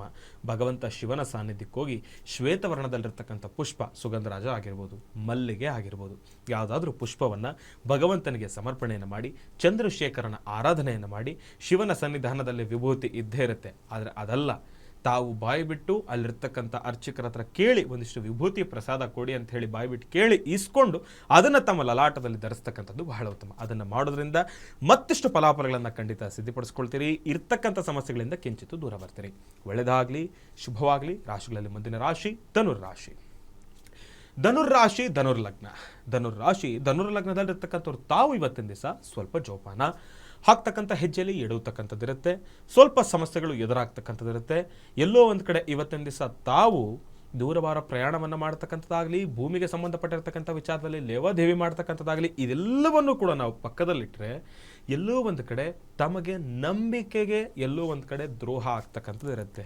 ಯಾರಿಂದನೋ ಒಂದು ನಂಬಿಕೆಯ ಮಾತನ್ನು ತೆಗೆದುಕೊಡ್ತೀರಿ, ಅವ್ರು ಮಾಡ್ಕೊಡ್ತೀನಿ ಅಂದಿರ್ತಾರೆ, ಅದು ಎಲ್ಲೋ ಒಂದು ಕಡೆ ಆಗಿರೋದಿಲ್ಲ. ಯಾರ ಹತ್ರನೋ ಹೋಗೊಂದು ಸಹಾಯ ಕೇಳ್ಕೊಂಡಿರ್ತೀರಿ, ಈ ಟೈಮಲ್ಲಿ ನಿಮ್ಗೆ ಅವಶ್ಯಕತೆ ಇರುತ್ತೆ, ಅವ್ರು ಮಾಡಬೇಕು ಅಂತ ಇರ್ತಾರೆ, ಆದರೆ ಅದನ್ನು ಅವ್ರು ಮಾಡದೆ ಇದಾಗ್ಬಿಡ್ತಾರೆ. ಅಂಥದ್ದೊಂದು ಸಮಸ್ಯೆಗಳಿಗೆ ಎದುರಾಗ್ತಕ್ಕಂಥದ್ದು ಇರುತ್ತೆ. ಹಾಗಾಗಿ ತಾವು ಇವತ್ತಿನ ದಿವಸ ಸ್ವಲ್ಪ ಜೋಪಾನವಾಗಿರಿ. ಇಂತಹದ್ದೊಂದಿಷ್ಟು ಸಣ್ಣ ಪುಟ್ಟ ಸಮಸ್ಯೆಗಳನ್ನು ತಾವು ಎದುರಿಸ್ತಕ್ಕಂಥದ್ದಿರುತ್ತೆ. ಇದೆಲ್ಲದಕ್ಕಿಂತ ಹೆಚ್ಚಾಗಿ ತಾವು ಇವತ್ತಿನ ದಿವಸ ಹಣಕಾಸಿನ ವಿಚಾರದಲ್ಲಿ ಸ್ವಲ್ಪ ಸಮಸ್ಯೆಗಳನ್ನು ಅನುಭವಿಸ್ತಕ್ಕಂಥವ್ರು ಇರ್ತೀರಿ. ಸ್ವಲ್ಪ ಜೋಪಾನ. ಎಲ್ಲೋ ಒಂದು ಕಡೆ ಇವತ್ತಿನ ದಿವಸ ಗಳಿಸೋದಕ್ಕಿಂತ ಕಳ್ಕೊಳ್ಳೋದೇ ಒಂದು ಪಟ್ಟು ಜಾಸ್ತಿ ಇರುತ್ತೆ. ಯಾವ ರೂಪದಲ್ಲಾದರೂ ಆಗಿರ್ಬೋದು. ಹಣಕಾಸಿನ ಲೇವಾದೇವಿಯನ್ನು ಮಾಡಬೇಕಾದ್ರೆ ಆಗಲಿ, ಖರ್ಚನ್ನು ಮಾಡಬೇಕಾದ್ರೆ ಆಗಲಿ, ಸ್ವಲ್ಪ ಜೋಪಾನವಾಗಿ ನೋಡಿಕೊಂಡು ಖರ್ಚು ಮಾಡ್ತಕ್ಕಂಥದ್ದು ಬಹಳ ಉತ್ತಮ. ಎಲ್ಲದಕ್ಕಿಂತ ಹೆಚ್ಚಾಗಿ ತಮಗೆ ಕುಟುಂಬಸ್ಥರಿಂದನೂ ಕೂಡ ಸಣ್ಣ ಪುಟ್ಟ ವಾದ ವಿವಾದಗಳು ಎದುರಾಗ್ತಕ್ಕಂಥದ್ದು ಇರುತ್ತೆ. ಮನೆಯಲ್ಲಿ ಸಣ್ಣ ಪುಟ್ಟ ವಿಚಾರಕ್ಕೆ ಮನಸ್ತಾಪಗಳು ಉಂಟಾಗ್ತಕ್ಕಂಥದ್ದು ಇರುತ್ತೆ. ನಿಮ್ಮ ಹೆಂಡತಿಯವರಾಗಿರ್ಬೋದು, ಇಲ್ಲ ತಂದೆ ತಾಯಿ ಆಗಿರ್ಬೋದು, ಸಣ್ಣ ಪುಟ್ಟ ಮಾತಿನ ಘರ್ಷಣೆಗಳು ಎದುರಾಗುತ್ತೆ. ಅದರಿಂದ ಮನಸ್ಸಿಗೆ ಒಂಚೂರು ನೋವು ಉಂಟಾಗುತ್ತೆ. ಆ ಕ್ಷಣ ತಾವು ತಾಳ್ಮೆಯಿಂದ ಇರಿ. ವಾದ ವಿವಾದ ಅವ್ರು ಏನೇ ನಿಮ್ಮನ್ನು ಬೈದ್ರೂ ಕೂಡ ಆ ಕ್ಷಣ ತಲೆ ಬಗ್ಗಿಸಿ, ನಮಗಿಂತ ಹಿರಿಯರಾಗಿದ್ದಾರೆ, ತಂದೆ ತಾಯಿ ಒಂದು ಮಾತಂದ್ರೂ ಕೂಡ ಪರವಾಗಿಲ್ಲ ಅಂಥೇಳಿ ಆ ಕ್ಷಣ ತಾವು ತಲೆ ತಗ್ಗಿಸಿ ಮುಂದುವರಿತಕ್ಕಂಥದ್ದು ಬಹಳ ಉತ್ತಮ. ಆದರೆ ಅದಕ್ಕೂ ಕೂಡ ಒಂದು ಲಿಮಿಟ್ ಅನ್ನೋದಿರುತ್ತೆ. ಆ ಒಂದು ಲಿಮಿಟ್ ಕ್ರಾಸ್ ಆದಾಗ ತಾವು ಆ ಕ್ಷಣ ಮಾತಾಡಿ. ಆದರೆ ಆಡೋ ಮಾತಲ್ಲಿ ತೂಕ ಇರಲಿ, ಆಡೋ ಮಾತಲ್ಲಿ ಒಂದು ಗೌರವ ಇರಲಿ. ಗೌರವವನ್ನು ಮರೆತು ತಾವು ಮಾತಾಡ್ತಕ್ಕಂಥದ್ದು ಬೇಡ. ಒಳ್ಳೆಯದಾಗಲಿ, ಶುಭವಾಗಲಿ. ಧನುರಾಶಿಯಲ್ಲಿರ್ತಕ್ಕಂಥವ್ರು ತಾವು ಇವತ್ತಿನ ದಿವಸ ಚಂದ್ರಶೇಖರನ ಆರಾಧನೆಯ ಜೊತೆಗೆ ಕಾಲಭೈರವೇಶ್ವರನ ಆರಾಧನೆಯನ್ನು ಮಾಡ್ತಕ್ಕಂಥದ್ದು ಕೂಡ ಬಹಳ ಉತ್ತಮ. ಕಪ್ಪು ಶ್ವಾನ, ಬ್ಲ್ಯಾಕ್ ಕಲರ್ ಡಾಗ್, ಎಲ್ಲಾದರೂ ಕಪ್ಪು ಶ್ವಾನ ಕಂಡ್ರೆ ಅದಕ್ಕೆ ಏನಾದರೂ ಒಂಚೂರು ತಿಂಡಿ ತಿನಿಸನ್ನು ಹಾಕಿ ಕಾಲಭೈರವೇಶ್ವರ ಪರಮೇಶ್ವರನನ್ನು ಪ್ರಾರ್ಥನೆಯನ್ನು ಮಾಡ್ತಕ್ಕಂಥದ್ದು ಬಹಳ ಉತ್ತಮ. ಒಳ್ಳೆಯದಾಗಲಿ, ಶುಭವಾಗಲಿ. ರಾಶಿಗಳಲ್ಲಿ ಮುಂದಿನ ರಾಶಿ ಮಕರ ರಾಶಿ. ಮಕರ ಲಗ್ನದಲ್ಲಿರ್ತಕ್ಕಂಥವ್ರಿಗೆ ಇವತ್ತಿನ ದಿವಸ ಬಹಳ ಚೆನ್ನಾಗಿದೆ. ಅಂದುಕೊಂಡಿರ್ತಕ್ಕಂಥ ಕೆಲಸಗಳನ್ನು ಕಾರ್ಯಸಿದ್ಧಿಪಡಿಸ್ಕೊಳ್ತೀರಿ. ಸಮಸ್ಯೆಗಳು ಬರ್ತವೆ ಹೋಗ್ತವೆ, ಯಾವುದಕ್ಕೂ ಕೂಡ ತಲೆ ಕೆಡಿಸ್ಕೊಳ್ತಕ್ಕಂಥದ್ದು ಬೇಡ. ಶ್ರೀಕೃಷ್ಣ ಪರಮಾತ್ಮ ಅರ್ಜುನನಿಗೆ ಬಹಳ ವಿಶೇಷವಾಗಿರ್ತಕ್ಕಂಥ ಒಂದು ಮಾತನ್ನು ಹೇಳ್ತಾನೆ. ಅರ್ಜುನ ಶ್ರೀಕೃಷ್ಣ ಪರಮಾತ್ಮನ ಕೇಳ್ತಾನೆ, ಭಗವದ್ಗೀತೆನಲ್ಲಿ ಅದೊಂದು ವಿಚಾರ ಬರುತ್ತೆ. ಏನಪ್ಪ ಅಂತಂದರೆ, ಕೃಷ್ಣ ಇಲ್ಲಿರ್ತಕ್ಕಂಥ ಖಾಲಿ ಗೋಡೆ ಮೇಲೆ ಒಂದು ವಿಶೇಷವಾಗಿರ್ತಕ್ಕಂಥ ಒಂದು ಪದವನ್ನು ಬರೀ, ಅದನ್ನು ನೋಡಿದವರು ಸಮಸ್ಯೆಯಲ್ಲಿರೋರಿಗೆ ಸಂತೋಷ ಆಗಬೇಕು, ನೋವಲ್ಲಿರೋರಿಗೆ ಸಂತೋಷ ಆಗಬೇಕು, ಸಂತೋಷದಲ್ಲಿರೋರು ನೋವಾಗಬೇಕು. ಅಂಥದ್ದೊಂದು ವಿಚಾರವನ್ನು ಹೇಳಿದಾಗ ಶ್ರೀಕೃಷ್ಣ ಪರಮಾತ್ಮ ಬಹಳ ಅದ್ಭುತವಾಗಿ ಹೇಳ್ತಾರೆ, ಏನಪ್ಪ ಈ ಸಮಯ ಹೀಗೆ ಇರೋದಿಲ್ಲ. ಹಾಗಾಗಿ ಮಕರ ರಾಶಿನಲ್ಲಿರ್ತಕ್ಕಂಥವ್ರಿಗೆ ಇವತ್ತಿನ ಈ ಸಮಯ ಹೀಗೆ ಇರೋದಿಲ್ಲ. ಸಮಸ್ಯೆಗಳು ಬರ್ತವೆ ಹೋಗ್ತವೆ. ಇವತ್ತು ಚೆನ್ನಾಗಿದೆ, ನಾಳೆ ಎದುರಾಗುತ್ತೆ ಸಮಸ್ಯೆ, ಇಲ್ಲ ಅಂತ ನಾನು ಹೇಳ್ತಾ ಇಲ್ಲ. ಆದರೆ ಅದಕ್ಕೆ ಈಗಲಿಂದನೇ ತಾವು ಟೆನ್ಷನ್ ಮಾಡ್ಕೊಂಡು ಕೂತ್ಕೊಳ್ಳೋ ಅವಶ್ಯಕತೆ ಇಲ್ಲ. ಇರೋ ಈ ಕ್ಷಣವನ್ನು ತೃಪ್ತಿಯಾಗಿ ಆಚರಣೆಯನ್ನು ಮಾಡಿ, ಸಂಪೂರ್ಣವಾಗಿ ಅದನ್ನು ಉಪಯೋಗಿಸ್ಕೊಳ್ಳಿ, ಅದರ ಲಾಭವನ್ನು ಪಡ್ಕೊಳ್ಳಿ ಅಂತ ನಾನು ಹೇಳ್ತೀನಿ. ಆದರೆ ಅದೆಲ್ಲದಕ್ಕಿಂತ ಹೆಚ್ಚಾಗಿ ಇವತ್ತು ಮಹಾಲಯ ಅಮಾವಾಸ್ಯೆಯ ಜೊತೆಗೆ ರಾಹುಗ್ರಸ್ತ ಸೂರ್ಯಗ್ರಹಣ ಇರುವ ಕಾರಣದಿಂದ ಮಕರ ರಾಶಿನಲ್ಲಿರ್ತಕ್ಕಂಥವ್ರಿಗೆ ಇವತ್ತಿನ ದಿವಸ ದಿನ ಏನೋ ಚೆನ್ನಾಗಿದೆ. ಆದರೆ ಈ ದಿನ ಚೆನ್ನಾಗಿರೋದ್ರ ಜೊತೆ ಭಗವಂತ ಕೊಟ್ಟಿರ್ತಕ್ಕಂಥ ಈ ಒಂದು ಅವಕಾಶವನ್ನು ನಾವು ಸರಿಸಮ ಪ್ರಮಾಣವಾಗಿ ಉಪಯೋಗಿಸ್ತಕ್ಕಂಥದ್ದು ಬಹಳ ಉತ್ತಮ. ಆದಷ್ಟು ಭಗವಂತನನ್ನು ನಾವು ಪ್ರಾರ್ಥನೆಯನ್ನು ಮಾಡತಕ್ಕಂಥದ್ದು ಬಹಳ ಉತ್ತಮ. ಸಂಕಟ ಬಂದಾಗ ವೆಂಕಟರಮಣ ಅನ್ನೋದಕ್ಕಿಂತ ಸಂಕಟ ಆಗಲಿ ಇಲ್ಲ ಅಂತಂದರೆ ಸಂತೋಷ ಆಗಲಿ, ಎಲ್ಲ ಸಮಯದಲ್ಲೂ ವೆಂಕಟರಮಣ ಪಾದವನ್ನು ಹಿಡಿತಕ್ಕಂಥದ್ದು ಬಹಳ ಉತ್ತಮ. ಹಾಗಾಗಿ ಮಕರ ರಾಶಿಯಲ್ಲಿರ್ತಕ್ಕಂಥವ್ರು ಮಹಾವಿಷ್ಣುವಿನ ಸನ್ನಿಧಾನಕ್ಕೆ ಹೋಗಿ ಭಗವಂತನಿಗೆ ತುಳಸಿ ಪುಷ್ಪವನ್ನು ಸಮರ್ಪಣೆಯನ್ನು ಮಾಡಿ, ನಾವು ತುಳಸಿ ಪತ್ರಗಳನ್ನು ಸಮರ್ಪಣೆಯನ್ನು ಮಾಡಿ ಭಗವಂತನ ಬಹಳ ವಿಶೇಷವಾಗಿರ್ತಕ್ಕಂಥ ಅನುಗ್ರಹವನ್ನು ಪಡ್ಕೊಳ್ಳೋದ್ರಿಂದ ಮಕರ ರಾಶಿನಲ್ಲಿರ್ತಕ್ಕಂಥವ್ರು ತಾವೂ ಕೂಡ ಮತ್ತಷ್ಟು ಫಲಾಫಲಗಳನ್ನು ಖಂಡಿತ ಸಿದ್ಧಪಡಿಸ್ಕೊಳ್ತೀರಿ. ಆದರೂ ಸ್ವಲ್ಪ ಜೋಪಾನವಾಗಿರಿ ಅಂತಲೇ ಹೇಳ್ತೀನಿ. ರಾಶಿಗಳಲ್ಲಿ ಮುಂದಿನ ರಾಶಿ ಕುಂಭಲಗ್ನದಲ್ಲಿರ್ತಕ್ಕಂಥವ್ರು ತಾವು ಇವತ್ತಿನ ದಿವಸ ಜೋಪಾನ. ಅಷ್ಟಾಗಿ ನೀವು ಅಂದ್ಕೊಂಡಿರೋ ಮಟ್ಟಕ್ಕೆ ಎಲ್ಲವೂ ಕೂಡ ಚೆನ್ನಾಗಿದೆ ಅಂತ ನಾನು ಹೇಳೋದಿಲ್ಲ. ನಿಮಗೆ ಎಲ್ಲೋ ಒಂದು ಕಡೆ 50-50 ಅಂತಲೇ ಹೇಳ್ಬೋದು. ಎಲ್ಲ ವಿಚಾರದಲ್ಲೂ ಕೂಡ ನಿಮಗೆ ಲಾಸ್ ಆಗುತ್ತೆ ಅಂತ ಅಲ್ಲ, ಎಲ್ಲ ವಿಚಾರದಲ್ಲೂ ಕೂಡ ಪ್ರಾಫಿಟ್ ಆಗುತ್ತೆ ಅಂತ ನಾನು ಹೇಳ್ತಾ ಇಲ್ಲ. ಹಣಕಾಸಿನ ವಿಚಾರದಲ್ಲಿ ಇವತ್ತಿನ ದಿವಸ ಯಥಾಸ್ಥಿತಿ ಹಾಗೆ ನಿಮ್ಮ ಪರಿಸ್ಥಿತಿ ಇದೆ. ಎಲ್ಲೋ ಒಂದು ಕಡೆ ನೋಡೋದಾದ್ರೆ ನಷ್ಟದಲ್ಲೇ ಇದ್ದೀರಿ. ಅದರಿಂದ ತಾವು ಮೇಲ್ ಬರೋದು ಸ್ವಲ್ಪ ಕಷ್ಟ ಆಗ್ತಾ ಇದೆ ಕುಂಭರಾಶಿನಲ್ಲಿರ್ತಕ್ಕಂಥವ್ರು ಆ ವಿಚಾರವಾಗಿ ನೋಡೋದಾದರೆ.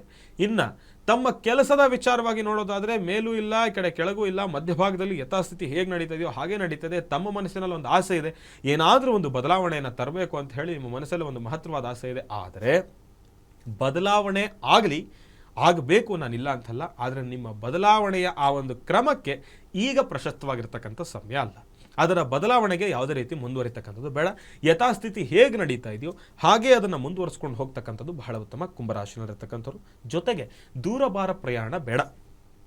ವಾಹನಕ್ಕೆ ಸಂಬಂಧಪಟ್ಟಿರ್ತಕ್ಕಂಥ ರೀತಿ ಸಮಸ್ಯೆ ಇದೆ. ಅದು ಎಲ್ಲೋ ಒಂದು ಕಡೆ ಗ್ರಹಣದ ರೀತಿನಲ್ಲೇ ನಾವು ಅದಷ್ಟು ಸಮಸ್ಯೆಗಳನ್ನು ಅನುಭವಿಸ್ತಕ್ಕಂಥದ್ದು ಇರುತ್ತೆ. ಹೇಗಪ್ಪ, ವಾಹನವನ್ನು ಓಡಿಸ್ಬೇಕಾದ್ರೆ ಎಲ್ಲೋ ಒಂದು ಕಡೆ ನಿಮಗೆ ಮೆಂಟಲ್ ಸ್ಟ್ರೆಸ್ ಜಾಸ್ತಿ ಆಗ್ತಕ್ಕಂಥದ್ದು ಇರುತ್ತೆ. ಸಣ್ಣ ಪುಟ್ಟ ವಿಚಾರಕ್ಕೆ ಗಾಬರಿ ಆಗೋಗ್ತೀರಿ. ಯಾರೋ ಪಕ್ಕದಲ್ಲಿ ಒಂದು ಯಾರೋ ನೋಡಿದ ತಕ್ಷಣ ಅಯ್ಯೋ ಏನೋ ಆಗೋಯ್ತಪ್ಪ ಅನ್ನೋ ರೀತಿ ಒಂದು ಬೆಚ್ಚ ಬೀಳತಕ್ಕಂಥದ್ದು ಇರುತ್ತೆ. ಡ್ರೈವಿಂಗ್ ಟೈಮಲ್ಲಿ ವಾಹನವನ್ನು ಚಲಾಯಿಸಬೇಕಾದ್ರೆ ಇಂತಹ ಒಂದಿಷ್ಟು ಘರ್ಷಣೆಗಳಾದಾಗ ಮನಸ್ಸಿನ ಮೇಲೆ ಪ್ರಭಾವ ಬೀರತಕ್ಕಂಥದ್ದು ಇರುತ್ತೆ. ಆಟೋಮೆಟಿಕ್ ಆಗಿ ನಮಗೊಂಚೂರು ಏನಾದರೂ ಮಾಡೋ ಕೆಲಸದಲ್ಲಿ ಬದಲಾವಣೆ ಆದರೆ ಪ್ರಪಂಚ ತಲೆ ಮೇಲೆ ಬಿದ್ದೋದ್ರೆ ಏನೋ ಟೆನ್ಷನ್ ಮಾಡ್ಕೊಂಡ್ಬಿಡ್ತಾರೆ. ಅಯ್ಯೋ ನನಗೇನೋ ಆಗೋಯ್ತು ಹಾಗೆ ಹೀಗೆ ಅಂತೇಳಿ ಸ್ಟ್ರೆಸ್ ಜಾಸ್ತಿ ಮಾಡಿಕೊಂಡು ಅದರಿಂದ ಶುಗರ್ ಜಾಸ್ತಿ, BP ಜಾಸ್ತಿ, ಮತ್ತು ಟ್ಯಾಬ್ಲೆಟ್ ತೊಗೋಬೇಕು. ಟ್ಯಾಬ್ಲೆಟ್ ತಗೊಳ್ಳೋದ್ರಿಂದ ಬೇರೆ ಸಮಸ್ಯೆ ಉಂಟಾಗುತ್ತೆ. ಇಂತಹ ಸಮಸ್ಯೆಗಳಾಗುತ್ತೆ. ಹಾಗಾಗಿ ಕುಂಭರಾಶಿಯಲ್ಲಿರತಕ್ಕಂಥವ್ರು ತಾವು ಸ್ವಲ್ಪ ಜೋಪಾನವಾಗಿರಿ. ಎಲ್ಲದಕ್ಕಿಂತ ಹೆಚ್ಚಾಗಿ ಯೂತ್ಸು ಗಾಡಿ ಓಡಿಸಬೇಕಾದ್ರೆ ಸ್ವಲ್ಪ ಜೋಪಾನ ಇವತ್ತಿನ ದಿವಸ ಅಷ್ಟಾಗಿ ಸಮಂಜಸ್ಕರವಾಗಿರ್ತಕ್ಕಂಥದ್ದಲ್ಲ. ಜೊತೆಗೆ ಮಳೆ ಬರ್ತಾ ಇದೆ, ವಾಹನಗಳಿಗೆ ಅಷ್ಟು ಸೇಫ್ಟಿ ಇಲ್ಲ, ಅದರಲ್ಲೂ 2 ವೀಲರ್ಗಳಂತೂ ಬಹಳ ಜೋಪಾನ, ಎಲ್ಲ ಕಡೆ ಸ್ಕಿಡ್ ಆಗ್ತಾ ಇರುತ್ತೆ. ಜೋಪಾನವಾಗಿರಿ, ಹುಷಾರಾಗಿರಿ. ಎಲ್ಲದಕ್ಕಿಂತ ಹೆಚ್ಚಾಗಿ ಕುಂಭರಾಶಿನಲ್ಲಿರ್ತಕ್ಕಂಥವ್ರು ಮನೆಯಲ್ಲಿ ಮಕ್ಕಳನ್ನು ಸ್ವಲ್ಪ ಜೋಪಾನವಾಗಿ ಇಟ್ಕೊಳ್ಳಿ. ಆರೋಗ್ಯದಲ್ಲಿ ಅವ್ರಿಗೂ ಕೂಡ ಒಂದಿಷ್ಟು ಸಣ್ಣ ಪುಟ್ಟ ಬದಲಾವಣೆಗಳನ್ನು ಗಮನಿಸ್ತಕ್ಕಂಥದ್ದು ಇರುತ್ತೆ. ಒಳ್ಳೆಯದಾಗಲಿ, ಶುಭವಾಗಲಿ. ರಾಶಿಗಳಲ್ಲಿ ಮುಂದಿನ ರಾಶಿ ಮೀನರಾಶಿ. ಮೀನರಾಶಿ ಮೀನಲಗ್ನದಲ್ಲಿರ್ತಕ್ಕಂಥವ್ರು ತಾವು ಇವತ್ತಿನ ದಿವಸ ಹಾಕ್ತಕ್ಕಂಥ ಪ್ರತಿಯೊಂದು ಹೆಜ್ಜೆನಲ್ಲೂ ಕೂಡ ಜೋಪಾನವಾಗಿರಬೇಕು. ಒಂದಲ್ಲ 2 ಬಾರಿ ಪರೀಕ್ಷೆಯನ್ನು ಮಾಡಬೇಕು. ನಾನು ಮಾಡ್ತಾ ಇರೋ ಕೆಲಸ ಕರೆಕ್ಟ್ ಆಗಿದೆಯಾ ಇಲ್ವಾ ಅಂಥೇಳಿ ಹಲವಾರು ಜನದ ಜೊತೆ ಅದ್ರ ಬಗ್ಗೆ ಕೇಳಿ ತಿಳ್ಕೊಳ್ಳಿ. ಇಲ್ಲ ನಾನು ಈ ಕೆಲಸ ಮಾಡ್ತಾ ಇದ್ದೇನೆ, ಇದರಲ್ಲಿ ಏನಾದರೂ ಬದಲಾವಣೆ ಮಾಡ್ಕೋಬೇಕಾ, ಇಲ್ಲ ಅಂತಂದರೆ ನಾನು ಮಾಡ್ತಾ ಇರೋ ಕೆಲಸ ಸರಿ ಇದೆಯಾ, ನಾನು ಹಾಕ್ತಾ ಇರೋ ಹೆಜ್ಜೆ ಕರೆಕ್ಟ್ ಆಗಿದೆಯಾ, ಇದೆಲ್ಲದ್ರ ಬಗ್ಗೆ ಕೇಳಿ ತಿಳ್ಕೊಳ್ಳಿ. ಮೀನರಾಶಿನಲ್ಲಿರ್ತಕ್ಕಂಥವ್ರು ತಾವು ಇವತ್ತಿನ ದಿವಸ ಮಾಡ್ತಕ್ಕಂಥ ಪ್ರತಿಯೊಂದು ಕೆಲಸದಲ್ಲಾಗಿರ್ಬೋದು, ಹಾಕ್ತಕ್ಕಂಥ ಪ್ರತಿಯೊಂದು ಹೆಜ್ಜೆನಲ್ಲಾಗಿರ್ಬೋದು, ತಾವು ಹೆಚ್ಚು ಒಂದಿಷ್ಟು ಗುರು ಹಿರಿಯರ ಮಾರ್ಗದರ್ಶನವನ್ನು ಕೇಳಿ ಪಡ್ಕೊಳ್ತಕ್ಕಂಥದ್ದು ಬಹಳ ಉತ್ತಮ. ನಿಮಗಿಂತ ಹೆಚ್ಚಾಗಿ ಜ್ಞಾನದಲ್ಲಿ ಉನ್ನತ ಸ್ಥಾನದಲ್ಲಿರ್ತಕ್ಕಂಥವ್ರ ಜೊತೆ ಒಂದಿಷ್ಟು ಕೂತು ಮಾತನಾಡ್ತಕ್ಕಂಥದ್ದು ಬಹಳ ಉತ್ತಮ. ಜೊತೆಯಲ್ಲಿ IT-BT ಕೆಲಸ ಮಾಡ್ತಾ ಇರ್ತಕ್ಕಂಥವ್ರು ತಾವು ಇವತ್ತಿನ ದಿವಸ ನಿಮಗಿಂತ ಸೀನಿಯರ್ಸ್ ಜೊತೆ ಒಂದಿಷ್ಟು ವಿಚಾರಗಳ ಬಗ್ಗೆ ಚರ್ಚೆಯನ್ನು ಮಾಡಿ. ತಾವು ಮಾಡ್ತಾ ಇರ್ತಕ್ಕಂಥ ಕೆಲಸದ ಬಗ್ಗೆ ಸಲಹೆಗಳನ್ನು ಕೇಳಿ ತಿಳ್ಕೊಳ್ಳಿ. ಪರವಾಗಿಲ್ಲ, ಎಷ್ಟೋ ಜನಕ್ಕೆ ಏನಾಗೋಗುತ್ತೆ ಅಂತಂದ್ರೆ ಏನಾದರೂ ಕೇಳಿ ತಿಳ್ಕೊಳ್ಬೇಕು ಅಂತಂದರೆ ಮನಸ್ಸಲ್ಲಿ ಒಂದು ಭಾವನೆ ಬರ್ತದೆ, ಅಯ್ಯೋ ಏನು ಅನ್ಕೊಂತಾರೋ ಏನೋ, ನನ್ನ ಅವಿದ್ಯಾವಂತ ಅನ್ಕೊಂಡ್ಬಿಡ್ತಾರೋ ಏನೋ ಅಂಥೇಳಿ ಒಂದಿಷ್ಟು ಮನಸ್ಸಿನಲ್ಲಿ ಕೊರಗ್ತೀರ. ಅವೆಲ್ಲ ತಲೆ ಕೆಡಿಸ್ಕೊಳಕ್ಕೆ ಹೋಗ್ಬಾರ್ದು. ನೀವು ಮಾಡೋ ಕೆಲಸದಲ್ಲಿ ಏನಾದರೂ ಒಂದು ವಿಚಾರದಲ್ಲಿ ನಿಮಗೆ ಸಂಶಯ ಇದೆಯಾ, ಡೌಟ್ ಇದೆಯಾ, ನೋಡಿ ಇವತ್ತಿನ ದಿವಸ ನಾನು ಗ್ಯಾರಂಟಿ ನ್ಯೂಸ್ ಬಹಳ ಪ್ರಮುಖಮಾನವಾಗಿ ಬೆಳೆದು ನಿಂತಿರ್ತಕ್ಕಂಥ ಒಂದು ವಿಶೇಷ ಸಂಸ್ಥೆ, ಮಾಧ್ಯಮ ಸಂಸ್ಥೆ. ಈ ಸಂಸ್ಥೆಯಲ್ಲಿ ನಾನು ಕೂತು ಮಾತಾಡ್ತಾ ಇದ್ದೀನಿ ಅಂತಂದರೆ ಇದೆಲ್ಲವೂ ಕೂಡ ನಾನು ಒಬ್ಬರಿಗೆ ತಿಳಿದಿರ್ತಕ್ಕಂಥ ಜ್ಞಾನ ಅಂತಲ್ಲ. ನಾನು ಈ ಸಂಸ್ಥೆಯಲ್ಲಿ ಕೂತು ಮಾತಾಡ್ತಾ ಇದ್ದೇನೆ ಅಂತಂದರೆ ಇದಕ್ಕೆ ನಮ್ಮ ತಂದೆಯವರಾಗಿರ್ಬೋದು, ತಾಯಿಯವರಾಗಿರ್ಬೋದು, ನನ್ನ ಬಂಧು ಮಿತ್ರರಾಗಿರ್ಬೋದು, ನನ್ನ ಗುರುಗಳಾಗಿರ್ಬೋದು, ನಮ್ಮ ಮಾವ ಅವರಾಗಿರ್ಬೋದು, ಎಲ್ಲರೂ ಕೂಡ ನನಗೆ ತಿಳಿದೇ ಇರತಕ್ಕಂಥ ಎಷ್ಟೋ ವಿಚಾರಗಳನ್ನು ತುಂಬಿಸಿ ನನಗೆ ಕಳಿಸ್ತಾರೆ. ನೀನು ಆ ಜಾಗದಲ್ಲಿ ಕೂತು ಮಾತಾಡ್ತಾ ಇದೆ ಅಂತಂದರೆ ಇಷ್ಟೆಲ್ಲ ವಿಚಾರಗಳನ್ನು ನೀನು ತಲುಪಿಸ್ಬೇಕು, ಇಷ್ಟೆಲ್ಲ ವಿಚಾರಗಳಿದ್ದಾವೆ. ನಾನು ಅವೆಲ್ಲವನ್ನು ಕೇಳಿ ಪಡ್ಕೊಂಡು ತಿಳ್ಕೊಂಡು ಮಾಡ್ಕೊಂಡು ಬಂದೇ ಈ ಸಾನ್ನಿಧ್ಯದಲ್ಲಿ ಕೂತ್ಕೊಂಡು ಮಾತಾಡ್ತಾ ಇದ್ದೀವಿ. ಏಕಾಏಕಿ ಯಾವುದನ್ನು ಕೂಡ ಏನೋ ಬಾಯಿಗೆ ಬಂತಪ್ಪ ಸುಮ್ಮನೆ ಹೇಳ್ಬಿಡ್ಬೇಕು ಹೇಳೋವಂಥದ್ದಲ್ಲ. ಮಾಡೋ ಕೆಲಸನೂ ಅಷ್ಟೇ, ನನಗೆ ತಿಳಿದಿರೋ ಜ್ಞಾನದಲ್ಲಿ ನಾನು ಇಷ್ಟು ಮಾಡಬೇಕು, ಮಾಡಿ ಮುಗಿಸ್ಬಿಡೋಣ ಅಲ್ಲ. ಮಾಡೋ ಕೆಲಸದಲ್ಲಿ ಒಂದು ಕ್ಲಾರಿಟಿ ಇಡಬೇಕು. ಆ ಮಾಡೋ ಕೆಲಸ ನಿನ್ನೊಬ್ಬನಿಗೆ ಮಾತ್ರ ತೃಪ್ತಿ ಆಗ್ತಕ್ಕಂಥದ್ದಲ್ಲ. ಆ ಕೆಲಸ ಯಾರಿಗೋಸ್ಕರ ಮಾಡ್ತಾ ಇದೆಯಾ, ಮಾಡ್ತಕ್ಕಂಥ ಕೆಲಸದಲ್ಲಿ ನಿನಗಿಂತ ಹೆಚ್ಚು ಲಾಭ ಯಾರಿಗಾಗುತ್ತೆ, ಅದೆಲ್ಲವನ್ನು ಕೂಡ ಆಲೋಚನೆಯನ್ನು ಮಾಡಿ ತಾವು ತೆಗೆದುಕೊಳ್ತಕ್ಕಂಥ ನಿರ್ಧಾರಗಳನ್ನು ತೆಗೆದುಕೊಳ್ತಕ್ಕಂಥದ್ದು ಬಹಳ ಉತ್ತಮ. ಮೀನರಾಶಿನಲ್ಲಿರ್ತಕ್ಕಂಥವ್ರು ತಾವು ಇವತ್ತಿನ ದಿವಸ ಜೋಪಾನವಾಗಿರಿ. ಏಕಾಏಕಿ ಒಬ್ಬರೇ ಎಲ್ಲ ಕೆಲಸವನ್ನು ಕೂಡ ಮಾಡ್ಲಿಕ್ಕೆ ಹೋಗ್ಬೇಡಿ. ಯಾರಾದರೂ ಜೊತೆಯಲ್ಲಿದ್ದು ಅವರ ಸಹಾಯ ಹಸ್ತವನ್ನು ಪಡ್ಕೊಳ್ಳಿ ಎಂಬತಕ್ಕಂಥ ಒಂದು ಮಾತನ್ನು ಹೇಳ್ತೀನಿ. ಅದಕ್ಕಿಂತ ಹೆಚ್ಚಾಗಿ ಮೀನರಾಶಿನಲ್ಲಿರ್ತಕ್ಕಂಥವ್ರು ತಾವು ಇವತ್ತಿನ ದಿವಸ ಮಾಡಬೇಕಾಗಿರತಕ್ಕಂಥ ವಿಶೇಷವಾಗಿರ್ತಕ್ಕಂಥ ಕೆಲಸ ಏನಪ್ಪ ಅಂತಂದರೆ ದುರ್ಗಾದೇವಿಯ ದೇವಸ್ಥಾನಕ್ಕೆ ಹೋಗ್ತಕ್ಕಂಥದ್ದು ಬಹಳ ಉತ್ತಮ. 21 ಬಾರಿ ದುಮ್ ದುರ್ಗಾಯೇ ನಮಃ, ದುಮ್ ದುರ್ಗಾಯೇ ನಮಃ, ದುಮ್ ದುರ್ಗಾಯೇ ನಮಃ. ಯಾಕೆ ಅಂತಂದರೆ ಮೀನರಾಶಿನಲ್ಲಿರ್ತಕ್ಕಂಥವ್ರಿಗೆ ಎಲ್ಲೋ ಒಂದು ಕಡೆ ಎಲ್ಲಿಲ್ಲದ ಭಯ ಶುರು ಆಗೋಗಿರುತ್ತೆ. ಆ ಭಯ ದೂರ ಆಗಬೇಕಾದ್ರೆ ದೇವಿಯ ಅನುಗ್ರಹ ನಮಗೆ ಬೇಕು. ಹಾಗಾಗಿ ಈ ಒಂದು ದೇವಿಯ ಅನುಗ್ರಹವನ್ನು ಪಡ್ಕೊಂಡು ತಾವು ಮುಂದುವರೆದಿದ್ದೆ ಆದರೆ ಖಂಡಿತ ಒಳ್ಳೆಯದಾಗುತ್ತೆ. ಒಳ್ಳೆಯದಾಗಲಿ, ಶುಭವಾಗಲಿ. ನಮ್ಮ ವೀಕ್ಷಕರಿಗೆ ಏನಾದರೂ ತಿಳಿಸ್ಕೊಡೋದಾದರೆ ಗ್ಯಾರಂಟಿ ನ್ಯೂಸ್ನ ಸಮಸ್ತ ವೀಕ್ಷಕ ಪ್ರಭುಗಳೇ, ತಮ್ಮೆಲ್ಲರಿಗೂ ಕೂಡ ಒಳ್ಳೆಯದಾಗಲಿ, ಶುಭವಾಗಲಿ. ಗ್ಯಾರಂಟಿ ನ್ಯೂಸ್ನ ಸಮಸ್ತ ವೀಕ್ಷಕ ಪ್ರಭುಗಳ ಜೊತೆಗೆ ಗ್ಯಾರಂಟಿ ನ್ಯೂಸ್ನಲ್ಲಿ ಕೆಲಸ ಮಾಡ್ತಕ್ಕಂಥ ಪ್ರತಿಯೊಬ್ಬ ಸಿಬ್ಬಂದಿ ವರ್ಗಕ್ಕೂ ಕೂಡ ನಾನು ಒಳ್ಳೆಯದಾಗಲಿ ಅಂತ ಕೇಳ್ಕೊಳ್ತಾ ಇದ್ದೇನೆ. ಯಾರೂ ಕೂಡ ಭಯಭೀತರಾಗಬೇಡಿ, ಯಾರೂ ಕೂಡ ತಲೆ ಕೆಡಿಸ್ಕೋಬೇಡಿ. ಈ ಬಾರಿ ಸಂಭವಿಸಿರ್ತಕ್ಕಂಥ ಗ್ರಹಣದಿಂದ ನಮಗೆ ದೊಡ್ಡ ಮಟ್ಟದ ಸಮಸ್ಯೆಗಳೇನೂ ಇಲ್ಲ. ಆದರೆ ಗ್ರಹಣ ಇರುವ ಕಾರಣದಿಂದ ನಾವು ಆದಷ್ಟು ಜೋಪಾನವಾಗಿ ಇರಬೇಕು ಎಂಬತಕ್ಕಂಥ ಒಂದು ಎಚ್ಚರಿಕೆಯನ್ನು ಎಲ್ಲರಲ್ಲೂ ಕೂಡ ನೀಡ್ತೀನಿ. ಯಾಕೆ ಅಂತಂದರೆ ನಾನು ಮೊದಲೇ ತಿಳಿಸಿರೋ ಹಾಗೆ ನಮಗಿರತಕ್ಕಂಥದ್ದು ಒಂದೇ ಸೋಲಾರ್ ಸಿಸ್ಟಮು. ಅಲ್ಲೇ ಈ ಒಂದು ವಿಚಾರಗಳು ನಡೀತಾ ಇದೆ ಅಂತಂದಮೇಲೆ ನಾವೆಲ್ಲರೂ ಅದರ ಅಧೀನದಲ್ಲಿದ್ದೇವೆ ಅಂತಂದರೆ ಸಮಸ್ಯೆ ಎಲ್ರಿಗೂ ಒಂದೇ. ನನಗೆ ಬೇರೆ, ಅವನಿಗೆ ಬೇರೆ ಅಲ್ಲ. ಹಾಗಾಗಿ ಗ್ರಹಣ ಇದೆ, ಪಂಚಾಂಗದಲ್ಲಿ ಅದರ ಉಲ್ಲೇಖ ಇದೆ. ಹಾಗಾಗಿ ಜೋಪಾನವಾಗಿರ್ತಕ್ಕಂಥದ್ದು ಬಹಳ ಉತ್ತಮ. ಸರಿ ಗುರುಜಿ, ಇವತ್ತಿನ ಕಾರ್ಯಕ್ರಮದಲ್ಲಿ ಪ್ರಮುಖವಾಗಿ ಗ್ರಹಣದ ಬಗ್ಗೆ ಜೊತೆಗೆ ಪಿತೃಪಕ್ಷದ ಬಗ್ಗೆ ವಿಶೇಷವಾದ ಮಾಹಿತಿಯನ್ನು ತಿಳಿಸ್ಕೊಟ್ರಿ. ಧನ್ಯವಾದ ಗುರುಜಿ. ಒಳ್ಳೆಯದಾಗಲಿ, ಶುಭವಾಗಲಿ. ಎಲ್ಲ ನನ್ನ ಸಮಸ್ತ ವೀಕ್ಷಕ ಪ್ರಭುಗಳು ತಮ್ಮೆಲ್ಲರಿಗೂ ಕೂಡ ಒಳ್ಳೆಯದಾಗಲಿ. ನಮ್ಮ ತಂದೆಯವರಾಗಿರ್ತಕ್ಕಂಥ ಡಾಕ್ಟರ್ ಮಹರ್ಷಿ ಆನಂದ್ ಗುರೂಜಿರವರ ಕೃಪಾಶೀರ್ವಾದ ಸದಾಕಾಲ ನನ್ನ ಮೇಲೆ ಮತ್ತೆ ಅವರ ಎಲ್ಲ ಅಭಿಮಾನಿಗಳ ಮೇಲೆ, ಈ ನಮ್ಮ ಪ್ರೇಕ್ಷಕರ ಮೇಲೆ ಇರಲಿ. ಭಗವಂತನ ಸಂಪೂರ್ಣ ಕೃಪಾಶೀರ್ವಾದ ಸಿಗಲಿ. ತಾಯಿ ಗೋಮಾತೆಯ ಸಂಪೂರ್ಣ ಕೃಪಾಶೀರ್ವಾದ ಎಲ್ಲರಿಗೂ ಕೂಡ ಇರಲಿ. ಎಲ್ಲರೂ ಕೂಡ ಗೋಮಾತೆಯನ್ನು ಪ್ರಾರ್ಥಿಸೋಣ, ಗೋಮಾತೆಯನ್ನು ಆರಾಧಿಸೋಣ ಎಂಬತಕ್ಕಂಥ ಒಂದು ಮಾತನ್ನು ಹೇಳ್ತಾ ಒಳ್ಳೆಯದಾಗಲಿ, ಶುಭವಾಗಲಿ. ಮತ್ತೊಮ್ಮೆ ಹೇಳ್ತಾ ಇದ್ದೇನೆ, ಈ ಒಂದು ರಾಹುಗ್ರಸ್ತ ಸೂರ್ಯ ಗ್ರಹಣದಿಂದ ಆಗ್ತಕ್ಕಂಥ ಸಮಸ್ಯೆಗಳ ಬಗ್ಗೆ ನಾವು ಅಷ್ಟಾಗಿ ಚಿಂತನೆಯನ್ನು ಮಾಡತಕ್ಕಂಥದ್ದು ಬೇಡ. ಭಗವಂತನ ಆರಾಧನೆಯನ್ನು ಮಾಡಿ ಬರ್ತಾ ಇರತಕ್ಕಂಥ ಒಂದು ನೆಗೆಟಿವ್ ಎನರ್ಜಿಯನ್ನು ದೂರ ಮಾಡಿ ಪಾಸಿಟಿವ್ ಎನರ್ಜಿಯನ್ನು ನಾವೆಲ್ಲರೂ ಕೂಡ ಪಡ್ಕೊಳ್ಳೋಣ. ಅದಕ್ಕೆ ನಾನು ತಿಳಿಸಿರ್ತಕ್ಕಂಥ ರೀತಿ ಭಗವಂತನ ಪೂಜಾನುಷ್ಠಾನವನ್ನು ಮಾಡಿ ಹೆಚ್ಚಿನಷ್ಟು ಫಲಾಫಲಗಳನ್ನು ಖಂಡಿತ ಸಿದ್ಧಪಡಿಸ್ಕೊಳ್ತೀರಿ. ಒಳ್ಳೆಯದಾಗಲಿ, ಶುಭವಾಗಲಿ. ನೋಡಿದ್ರಲ್ಲ ವೀಕ್ಷಕರೇ, ಇದಾಗಿತ್ತು ಇವತ್ತಿನ ಸೂರ್ಯಗ್ರಹಣ ವಿಶೇಷ ಕಾರ್ಯಕ್ರಮ. ನೋಡ್ತಾ ಇರಿ ಗ್ಯಾರಂಟಿ ನ್ಯೂಸ್, ಸುದ್ದಿ ಖಚಿತ, ನ್ಯಾಯ ನಿಶ್ಚಿತ.